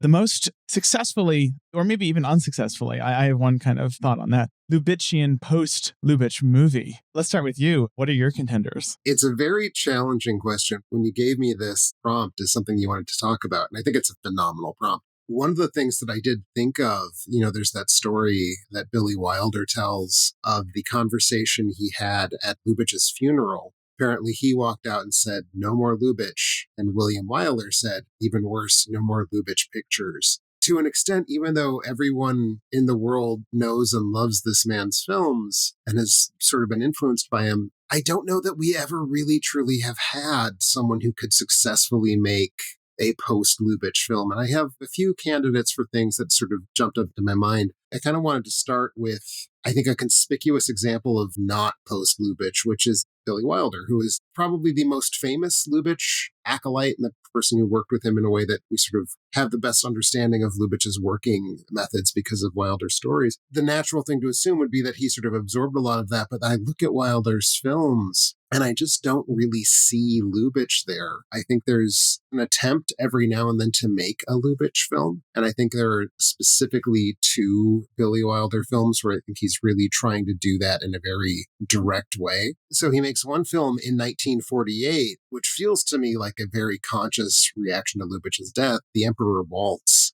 which has a kind of Lubitchian affect. It's this kind of set in Europe, charming, the curious ways of these European swords brushing against Americans. It's a cute movie and I don't not enjoy it, but it's definitely not great. The other one that leaps to my mind, although thank you for reminding me that Love in the Afternoon exists, which is a film that I have such disappointing feelings towards, and I think I could have wrote it out of my brain. The closer that Wilder came to an actually successful Lubitsch film, I think, is Sabrina, which has a lot of that kind of Lubitchian, the storytelling is being told through implication, and there's this very sophisticated kind of representation of its characters. And there's something that Sabrina does that I think feels especially like Lubitsch to me, which is how each of the 3 characters, William Holden, Audrey Hepburn, and Humphrey Bogart, are all associated with a piece of music. And the film sort of never tells us that it's doing that. It just kind of lets us figure that out. It really does a lot of its storytelling through that kind of things that aren't the script, but sort of reinforcing the script through these kind of implications. But I think Wilder ultimately is just too caustic and cynical to really be Lubitsch's heir apparent. That's sort of my first swipe at your question. I have more thoughts about that, but I don't want to monopolize this, so I thought I'd toss it over to you for a bit. Part of the reason I even wanted to ask this question was to give an excuse to talk about Wilder's wonderful little thoughts about the fact that with the passing of Lubitsch, there are no more Lubitsch films. He has another one that I love, which is, you know, if you could write Lubitsch touches, they would still exist, but he took that secret with him to its grave. No such thing exists anymore. Occasionally, I look for an elegant twist, and I say to myself, how would Lubitsch have done it? Which is the source of his sign and the name of this podcast. And I will come up with something, and it will be like Lubitsch, but it won't be Lubitsch. It's just not there anymore. That expresses the void very well of, you know, you can't replicate an artist. But I have similar thoughts about Wilder. Noah Eisenberg and I covered him a couple episodes ago. I've chosen a film that is not very Lubitsch, but one that I think exhibits both the things that he learned from Lubitsch and also the ways he incorporated that when he was successful into a totally successful new thing, which is 1, 2, 3. But I do want to mention Love in the Afternoon, because of the three films that we've mentioned here, that's the one where it feels like he's straining the hardest to do a Lubitsch. That's the one where it's the most he's ever tried in that direction. It doesn't work, in my opinion. And I think, we can point to Gary Cooper, and we should. But I also think it's because he doesn't have the same rhythmic sensibility. Wilder's rhythm is like a machine gun. He's at his best when he's beating you over the head with, like you say, his causticness. But when he's trying to do that kind of seductive, mercurial register in that exact same way, he just doesn't nail the themes. It's like watching an orchestra kind of plod through Beethoven or something. It just doesn't have those little grace pauses, notes that kind of, it can make even a mediocre performance in a Lubitsch film seem like the greatest thing you've ever seen. And so he doesn't do that. I also ran through a few other, because I'm like, okay, there's no more Lubitsch, but who scratches similar itches? In terms of filmmakers who I think are really adept at depicting the various ways in which couples arrange and rearrange themselves, in particular romantically, I immediately thought of Eric Rohmer and Hong Sang-soo as two filmmakers that I think are both clearly influenced by Lubitsch, but also understand this sort of, the way both of those filmmakers deal with things like relationships and sex is highly intelligent. And, it isn't full of the same inference necessarily. I mean, Rohmer, it's his own bizarre thing going on, but they're both just incredibly, in the case of Rohmer especially, cerebral filmmakers that have a lot to say about relationships, but do it in a way that is fun. Rohmer is not a filmmaker with his reputation of being fun, but I find him extremely fun. I find his films funny and joyful and full of life in a similar way to Lubitsch. But I think, and this is where I'll end my rant, the film that comes to mind is probably extremely unsurprising in an almost counterintuitive way. It's Wes Anderson's The Grand Budapest Hotel, because that's actually the film that got me into Lubitsch. So this might just be speaking more of myself than anything else. But that film, I think it pairs well with especially To Be or Not to Be, because To Be or Not to Be is this film made in the heat of a historical moment that could only have been made in the exact month in which it was made. And there's no hindsight at all, because how could you have hindsight in 1942, that winter? And Grand Budapest Hotel is a film that deals with, aside from all the surface level Lubitsch-isms, it's a film that deals with fundamentally the same time period in a funhouse mirror sort of way, but it deals with it in a way that emphasizes nothing but hindsight. You're watching a story of a story of a story, and history is collapsed in multiple ways in that film in a way that almost feels like it's reverse engineering that immediacy of a film like To Be or Not to Be, which is part of why I find both films just unbearably emotional. I think the other thing that makes Grand Budapest feel like maybe the single most successful I'm doing a Lubitsch that I think anyone ever has is he also has that wonderful control of tone that I know is something you particularly love about To Be or Not to Be, and I think we both love about a lot of Lubitsch's films, because it's this like giddy, fizzy, pink and lavender like confection that at the end just grows more and more melancholy and finally ends on this sort of very unresolved note and has a kind of like, for such a rollicking farce, it makes you feel kind of hollowed out and sad in that very last moment. I think it's a remarkable control of tone there. I was also really glad to hear you say 1, 2, 3 as your example of Wilder trying to absorb something. That was a film I thought about a lot when I was thinking about this. Surface level, there's really nothing about it that feels like Lubitsch. You mentioned rhythm and how rhythm is sort of what does in Love in the Afternoon. And of course, 1, 2, 3 has a rhythm that is just not like anything that Lubitsch ever did. It has that just complete rat-a-tat-tat machine gun pace, but it does feel in some way like it's Wilder, not so much trying to make a Lubitsch film himself, but to figure out how Lubitsch made Lubitsch films and make a Wilder film that way. I wanted to talk about a couple last filmmakers, and I appreciate that you bring in some more contemporary examples. I'm actually going to be heading back to mid-century. There were two names that sort of cropped up in my brain as feeling slightly counterintuitive, but I think I can sort of make them work. So when I think, what is Lubitsch's gift to the cinema? Some of the obvious things, his control of rhythm, as you said, his control of tone, his wonderful use of innuendo and implication. I think that's kind of what, to me, at least the Lubitsch touch is like storytelling through things that are not necessarily, you can't articulate them. You can't say this was a plot point. There's not necessarily something that's been written into the script, but sort of letting the setting itself kind of tell the story for us, like how characters move around on sets, how characters deliver lines, not so much the lines they're delivering, but the actual way they're delivering it. And one of the filmmakers who I think picked that up and really did a lot with it in a completely different emotional register than Lubitsch was Douglas Sirk. And I was particularly thinking of Written on the Wind as being kind of a Sirk melodrama, full of like all of these rich people being terrible and lusty. But its use of color sort of feels like it is a Lubitsch use of color would have been if he had ever actually really gotten to play around with that. And, plus there's sort of, on the more surface level, trying to tell a very loaded story about sex without actually coming out and telling us what you're doing with the sex. But the other name that cropped up in a weird way, because I would never, ever think of comparing these two filmmakers at their prime, but I feel like late period Lubitsch reminds me in strange ways of late period Chaplin.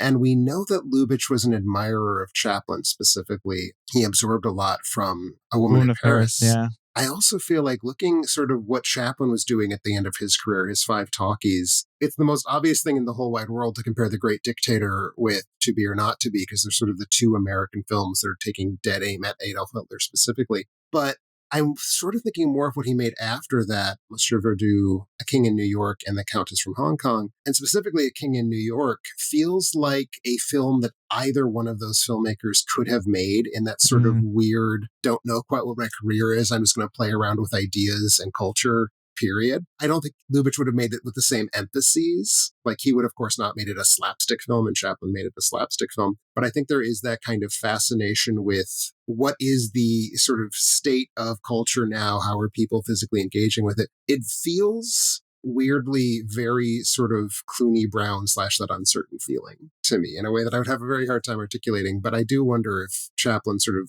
even was aware of where Lubitsch was at the end of his career. It's always hard to tell whether Chaplin was actually watching other people's movies, I think. It does have that kind of weird, unsettled feeling that I think a lot of late Lubitsch does. I mean, there's kind of an idea of this late period style. As filmmakers age, they kind of get, slower, more contemplative. And in a funny way, it feels like Lubitsch hit his late period style very young. Mm-hmm. He also died young, and he knew he had the suspicion all his life that he wouldn't live a full life because of his heart problems and stuff. And he kind of had that resignation that he would die young. And I almost feel like you watch something like even as early as Chop Around the Corner, and it really feels like a film that, Chaplin might have made in his 60s versus his 40s. It does, yeah. So the podcast is wrapping up. How do we feel? I'll throw it to you. I'm going to start with just an unfairly big question, but I want to see what your response to it is, because you've just been on an incredibly special journey. I've been on it with you, but sort of in the background. You're doing this out here for the world to listen to. So you've sort of pitched, at least in title, the name of this podcast is How Would Lubitsch Do It? And I'm curious, now that you've been through this, you've seen the 41 extant Lubitsch films and a bunch of sort of asterisks and parentheses, how do you think Lubitsch did it? Like, what did you learn that you did not know prior to the start of doing this? Oh, that's a great question. That question kind of lines up with one I had for myself is, what did I learn? What did I learn from this darn show? What did we learn, Palmer? What did we learn, Palmer? To quote J.K. Simmons, I think for me, it's always tough to, even try and go, okay, this artist has been dead for 76 years now. How do we reverse engineer his thought process and try and figure out, what made him who he was? And the answers I've come up with are guesses. Let's call them slightly informed guesses. Some of them are the most predictable things ever, right? Like, he was so clearly a product of his time. And I think we often see artists as a product of just almost the snapshot in time that a particular work we're trying to analyze was made. But the thing about Lubitsch, part of what made him so unique was that he was a product of, especially when he was, his late career at his best, in my opinion, he was a product of multiple indelible cultures, right? He was an expat from not only the silent era, but the early Weimar Germany silent era. And he clearly took so many lessons from that weren't available to his peers in the same way in Hollywood. And then he worked in the American silent period for quite a long time, 6 years, right? One learns a lot from that. And those two experiences then informed his musicals, right? And, his early talkies, most of which were musicals. And then those especially rhythmic experiences, and even just the way that those films arrange themselves sociologically, inform his later, his most celebrated work from, 32 to 43,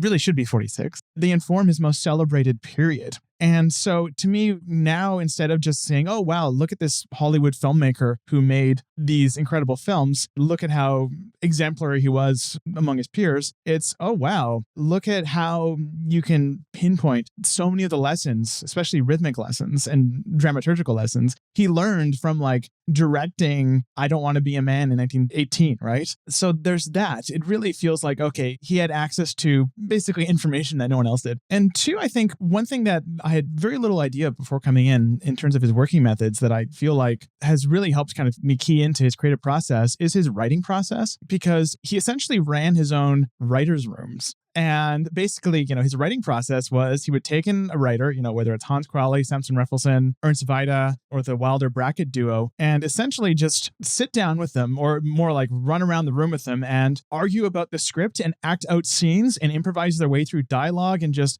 blue sky think to one another with a stenographer present. And then they would do another pass in a more kind of formalized paper way. Through that apparently very argumentative, a controlled explosion of argumentation, through that process would arrive at a script that he couldn't have arrived at through any other way.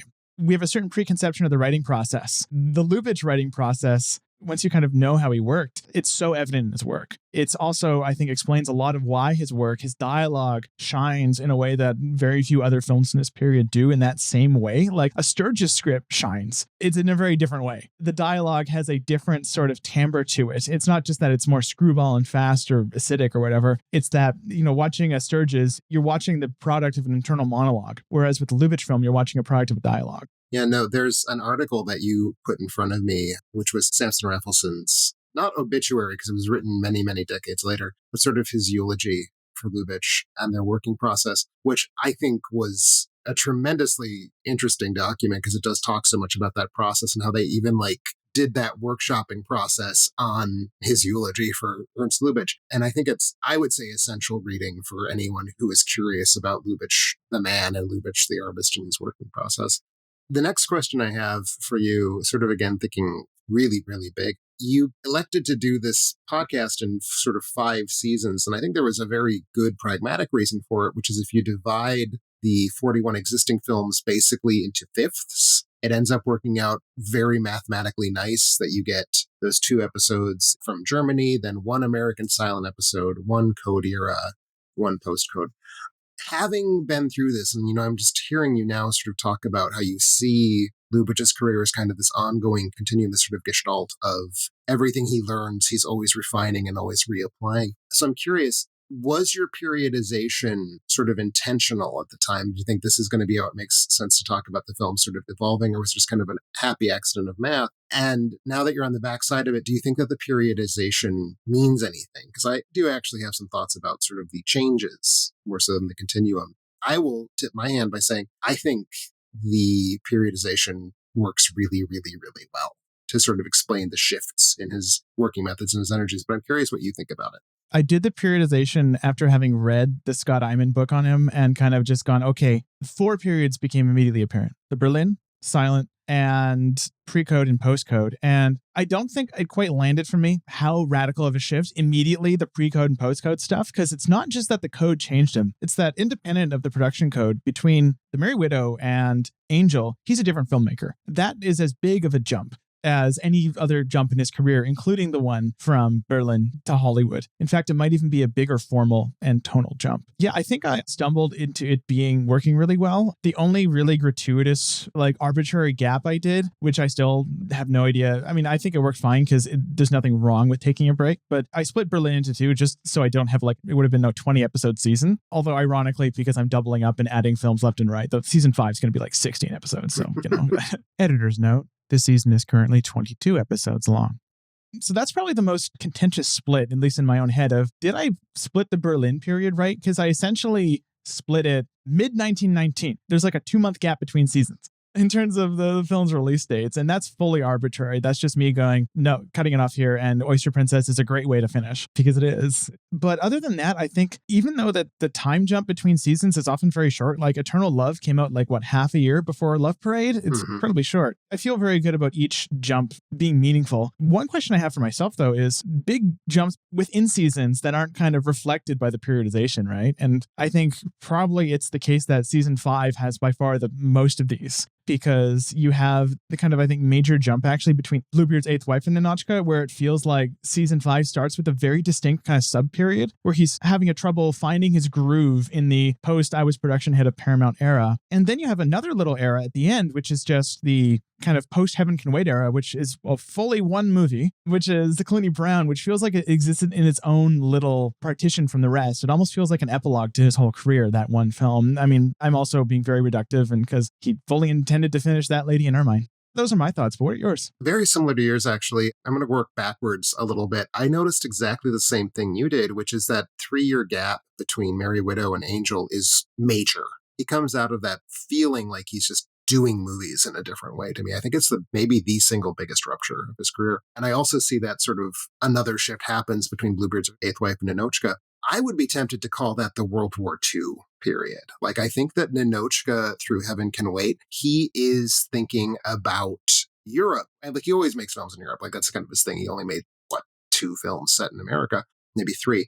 He suddenly becomes aware of like the sort of precarious nature of Europe as this like construct. And I think that's what's happening in The Shop Around the Corner, certainly. But he also becomes very politically engaged in a way that I don't know that he ever makes films that are straightforwardly telling us, here is what's going on in the world, and I'm going to engage with it. I'm going to use the power of art to sort of think about this. And Ninotchka and, of course, To Be or Not to Be are both really specifically doing that. And even to a certain extent, Cluny Brown, it's doing it from a slightly reflective perspective, but it's reflecting on very, very recent history. And I sort of made the argument that's taking a victory lap. Either way, it's kind of still engaged with this thing that just happened in the world. And I don't think that really manifests in his films prior to Ninotchka. I am personally a believer in the thing that is, does late style exist? I know it's a very contested question. I feel if it doesn't exist, it at least gives us sort of a way to think about filmmakers beginning to reflect on their own process. So I do think that that's probably the most important thing about the periodization, is that it really does call attention to the fact that something's going on in his career post 39. And it's an interesting thing. But I also think, given what a formalist in a lot of ways I think he was, and it's reductive to call him that, but I think that he loves the play with visuals and the play with technology. I think there's a reason why we all talk, in a joking way, but it's real, about his use of doors. Like, he just likes sort of working with the medium of cinema. To me, the breaks between Berlin and America, and then between Silence and Talkies, are both primarily about sort of the new forms he gets to work with. I would actually say the break that seems the least consequential, and I agree with you that Berlin is sort of more all one thing than Breaking Into is sort of implied. When he comes to America, especially early on, it feels like he's still making his Berlin films. He's just making them with better sets. And that's not a little thing. Sets are a very, very important thing to him. But now he arrives at this infrastructure of Hollywood where he's able to get these enormous, huge, sprawling set pieces and working with movie stars and all that. And I would say that there is a really clear distinction between something like Rosita or something like The Student Prince in Old Heidelberg and even his very, very best Berlin films, which still have that sense of it's as much money as the German film industry could throw at his films in 1920, but that's not as much as the Hollywood industry could. It's almost like there's a different variables that determine resources, right? Like, he probably had more extras available to him on Loves of the Pharaoh than he ever would have in Hollywood because of the whole hyperinflation thing. But they're not that well choreographed because Exactly. They don't have that expertise. I would say, even though I can point to Rosita and say this is not Cimarron or this is not Anna Boleyn or whatever film we would want to compare it to from that period, it still feels like we're watching the Berlin Lubitsch kind of blossoming in Hollywood. I do think the shift into sound was a huge one, and, obviously was for pretty much everybody working. But in particular, because of what you were talking about before, rhythm is such a crucial part of Lubitsch's filmography. And that's something he can't really land until sound comes in, because sound standardizes speed, right? There is no such thing as the one and only frame rate of cinema prior to the arrival of sync sound, but also because dialogue itself becomes part of what he does to structure the rhythm of his films. I say this having my big discovery of this whole process being that he, his silents are terrific, and I kind of fell in love with a lot of those Berlin comedies. He is a filmmaker who needed sound. It is one of his most important tools. And I don't think it changed the stories he was telling necessarily, but I certainly think it changed the way he was telling his stories. So even though he's kind of told these kind of frothy, romantic sexual farces, he suddenly is telling them in a much more interesting way. And I think the easiest way to see that is just compare So This Is Paris to 1 Hour With You, which is literally the same story. And I enjoyed So This Is Paris very much, but 1 Hour With You just feels like this kind of radical avant-garde work in comparison. There's a whole lot of silent filmmakers who you can tell would clearly done just fine continuing on making silent films for the rest of their lives. And I think von Sternberg is a great example. Even though most of his favorite films of mine are sound, he's still living in that language of silent films. He's even using intertitles. Right. Still as late as The Scarlet Empress. And exactly. I mean, things like Scarlet Empress and Shanghai Express I adore, but they are visual films. If you took out the dialogue, those films would not be lessened. No, versus Lubitsch, where it often feels like one of the things holding back his silent work is you can feel that he's like so much of like the marriage circle is dialogue scenes. You can tell he's using every tool in his own personal toolkit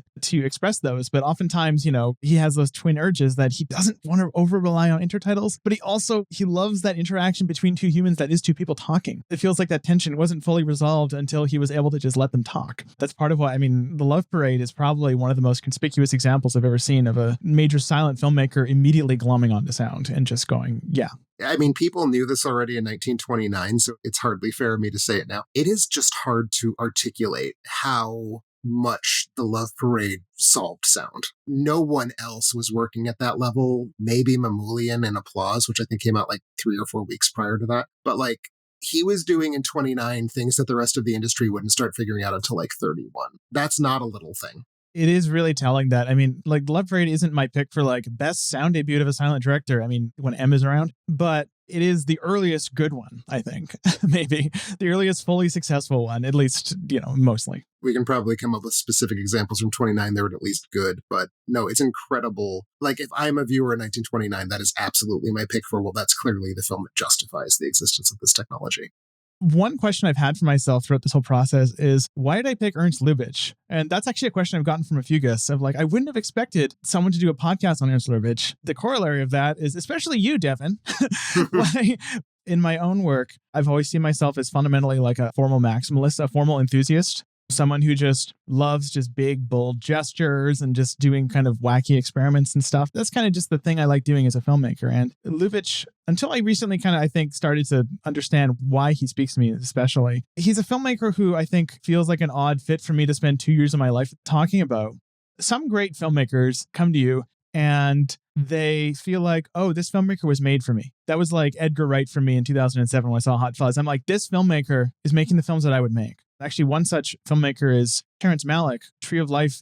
Formally, technically, that film spoke to me in a way that I felt very represented on the screen. I felt, wow, this opens up doors in my mind that I've been thinking about. But then there's other filmmakers who open up doors in your mind that you didn't know existed, that maybe have been lurking there, things that you didn't know you valued until you found someone to open your eyes.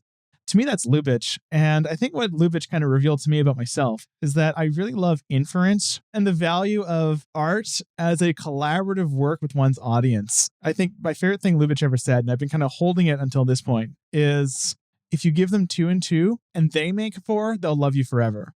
That quote actually stuck with me when I first read it in Scott Eyman's book, because I went, oh my God, that's not a framing I had ever considered when it came to cinema specifically, but art or even communication. And being able to kind of work through that over the past couple of years in both my own work and through this podcast and just in even how I communicate with students. Lubitsch has informed my teaching, not in the sense of I show students Lubitsch works, which I tried to stop myself because 19-year-old Zoomers aren't necessarily going to immediately glom on to the doll.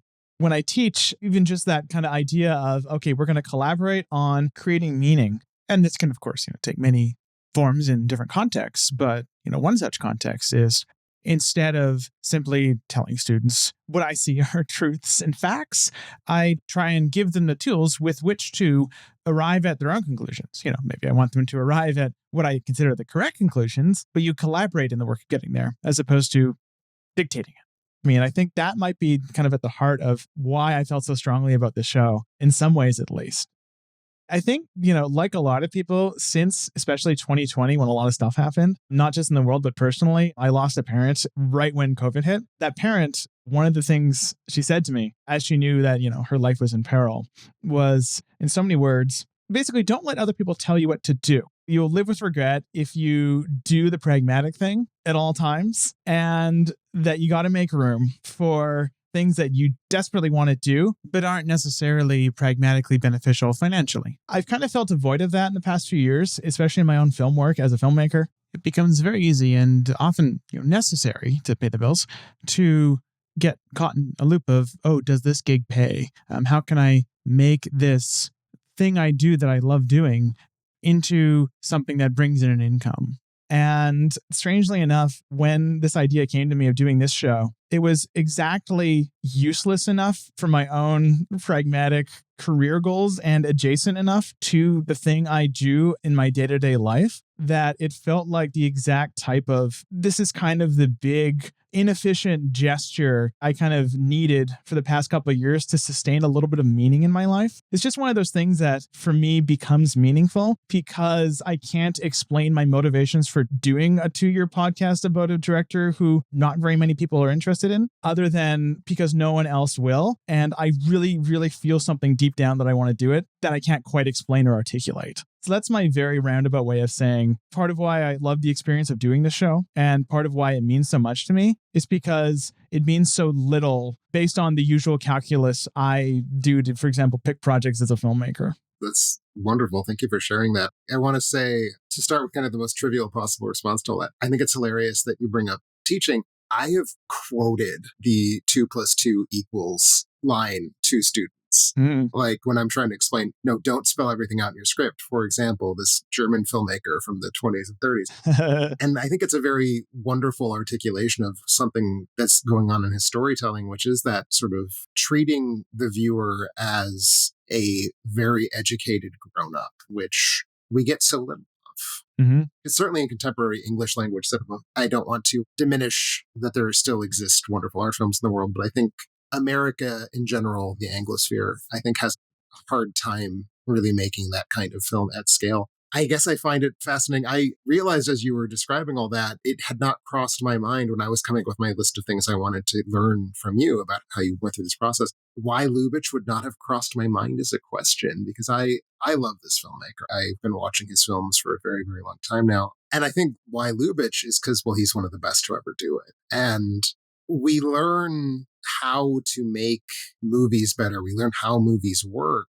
by sort of taking the best examples and sort of looking at their gears and pulling them apart. That to me is what formal analysis is really for. It's learning more about, well, what actually is the driving engine of this art form. And, you say you're sort of more into formal maximalism. In his own way, I think Lubitsch is. Like, he is a filmmaker who invented a vocabulary for working with sound. I mean, that's obviously not something we can appreciate, 80 plus, 90 plus years later. But certainly it's an important thing that he worked with. In a way, he's kind of like, you have who are the filmmakers we use to show students, or we use to show people in general what things are. Like, if you want to show someone how does cinematography work, you pick a really conspicuous example of it. I think Lubitsch is sort of the director you pick to show someone what blocking is, like moving actors around on a set. I think there are people who did that in a more splashy, spectacular way. Jacques Tati leaps to mind. But I'd have to really think, is there any filmmaker who did more storytelling just based on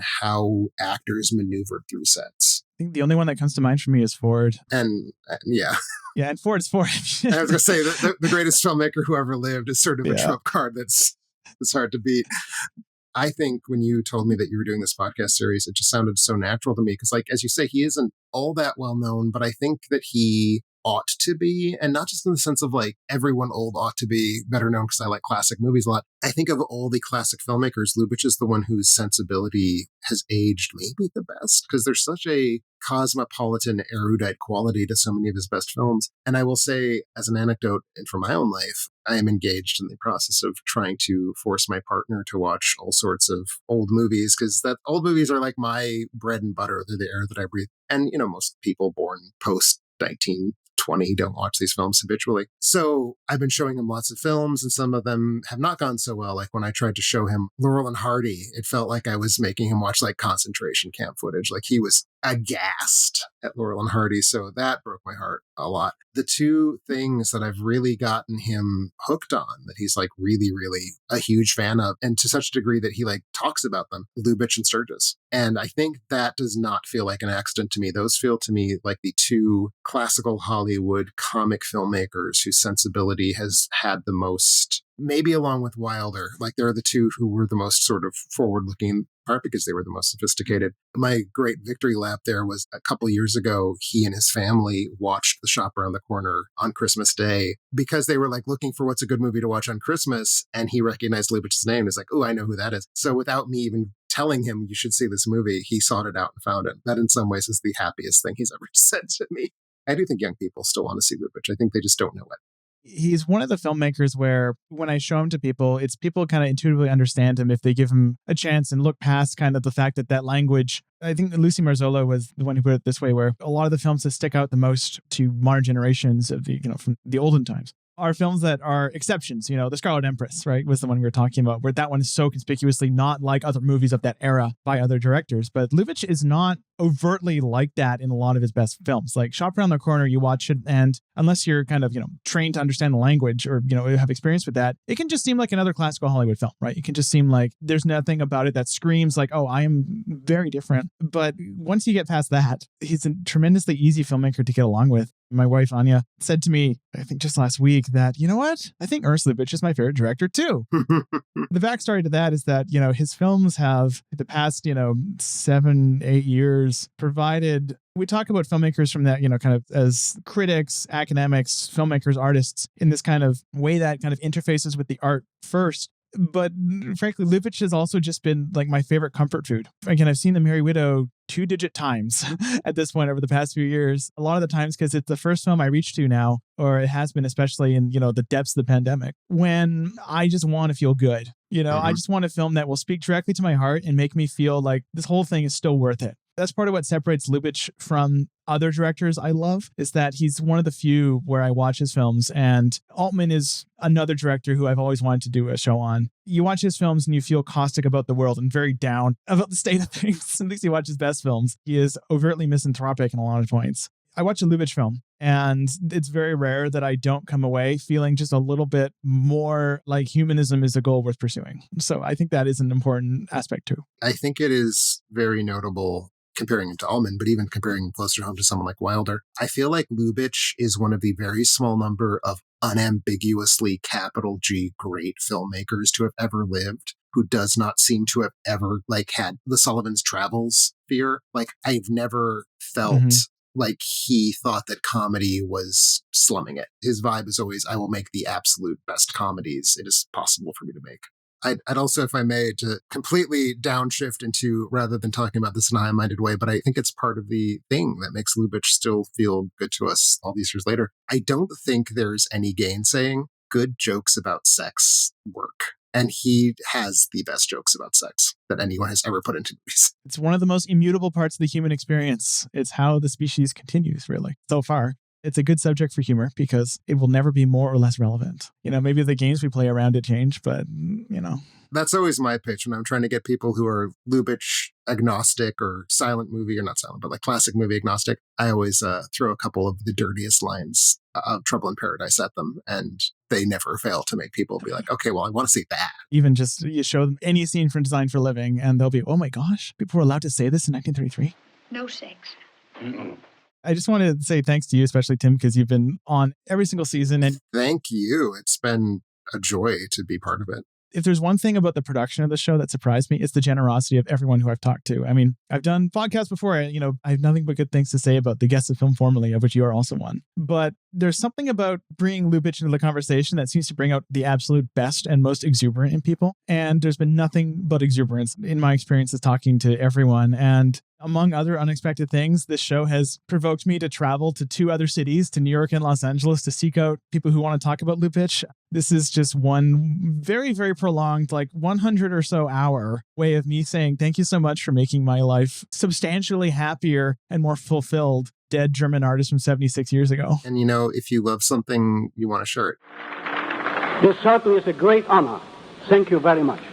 Are there any other stones we haven't turned over the past 7 hours of recording that we've done that you would be remiss not to mention? I feel like the thing about Lubitsch is that I am always learning new things. I have never seen one of his films enough times that I'm not discovering new things when I watch it again. So I feel like the answer is yes, there of course are so many stones, but I think the time has come to leave them unturned and to find them again the next time that we visit this man's wonderful, wonderful body of work. When one of my inspirations, Bruce Springsteen, was finishing Born to Run, he wanted to redo the whole album because by the time he finished it, he felt like he was a better musician than when he started. And his producer says, no, just put them on the next album. And I think I'm at that point when I'm just, you know what? I have lots of ideas and I'm like, I wish I could re-record half of this show because I feel like I know more now than I did then. But I'm just going to say, hopefully it's a wonderful, very listenable illustration of a learning process, like anything is. And thank you so much, Tim, for coming. Once again, hope to see you on whatever the next project is, unless I'll leave you out if I do a Dinesh D'Souza retrospective, but about anything else. You damn well better not leave me out if you do that. I'll harm you. All right. Thanks again. So future guest on 2016 Hillary's America. We're going to... What a great way to end our Lubitsch show. Thanks so much. Thank you for having me. Stop! We are not through yet. And before you skidoo, we'd like to introduce our cast and crew. With that, How Would Lubitsch Do It is over. It's been one of the great pleasures of my life, recording the show, planning and conniving with all the guests and people who have helped, and interacting with all the people who have listened, whether that be in person, at the various random screenings we've done locally, via the Discord server, or otherwise. Though I fully realize that the phrase, "the real blank was the friends we made along the way," is a rundown cliche. In this case, it happens to be true. Thanks to the guests who lent their time and support throughout the show. Lauren Faulkner-Rossi, Fran Hoffner, Bram Reuter, Lucy Marzola, Jamie Rivenall, Maddie Whittle, Paul Cuff, Kristen Thompson, Stefan Dreusler, Molly Raspberry, Sarah Shackett, James Banco, Dave Kerr, Julia Sermons, David Neary, Patrick Keating, Jennifer Flieger, Catherine Kohler, Jonathan McChris, Will Sloan, Leah Jacobs, Anya Goldman, Grin Gabbard, Jordan Fish, Ray Tintori, Z. Beal, Eric Diensfry, Scott Iman, Imogen Sarah Smith, Chris Cassingham, Olympia Kiriakou, Griffin Newman, Kevin Barr, Whit Stillman, Adrian Martin, Jose Arroyo, Lance St. Laurent, Tim Brayton, William Paul, Dara and Gary Jaffe, Peter Labuza, Willa Ross, Eloise Ross, David Cairns, Noah Eisenberg, Mateusz Patsevich, Charlotte Garson, and Matt Severson. Our editors, Gloria Mercer, Willa Ross, Sophia Yoon, Riley Cronin, Brennan King, Eden Coate Foster, and, in particular, Griffin Shield, who edited an astonishing number of these, including this one. Our location sound engineer, Anna Shitek-Scott, and others who lent valuable counsel and support. The Margaret Herrick Library, the New York Museum of Modern Art, the Academy Museum of Motion Pictures, and most of all to Ernst Lubitsch, who taught me more than even 100 hours of a podcast could possibly hope to fit. Thanks so much, everyone. I'll see you on the next Quixotic project. Or is it Quixotic?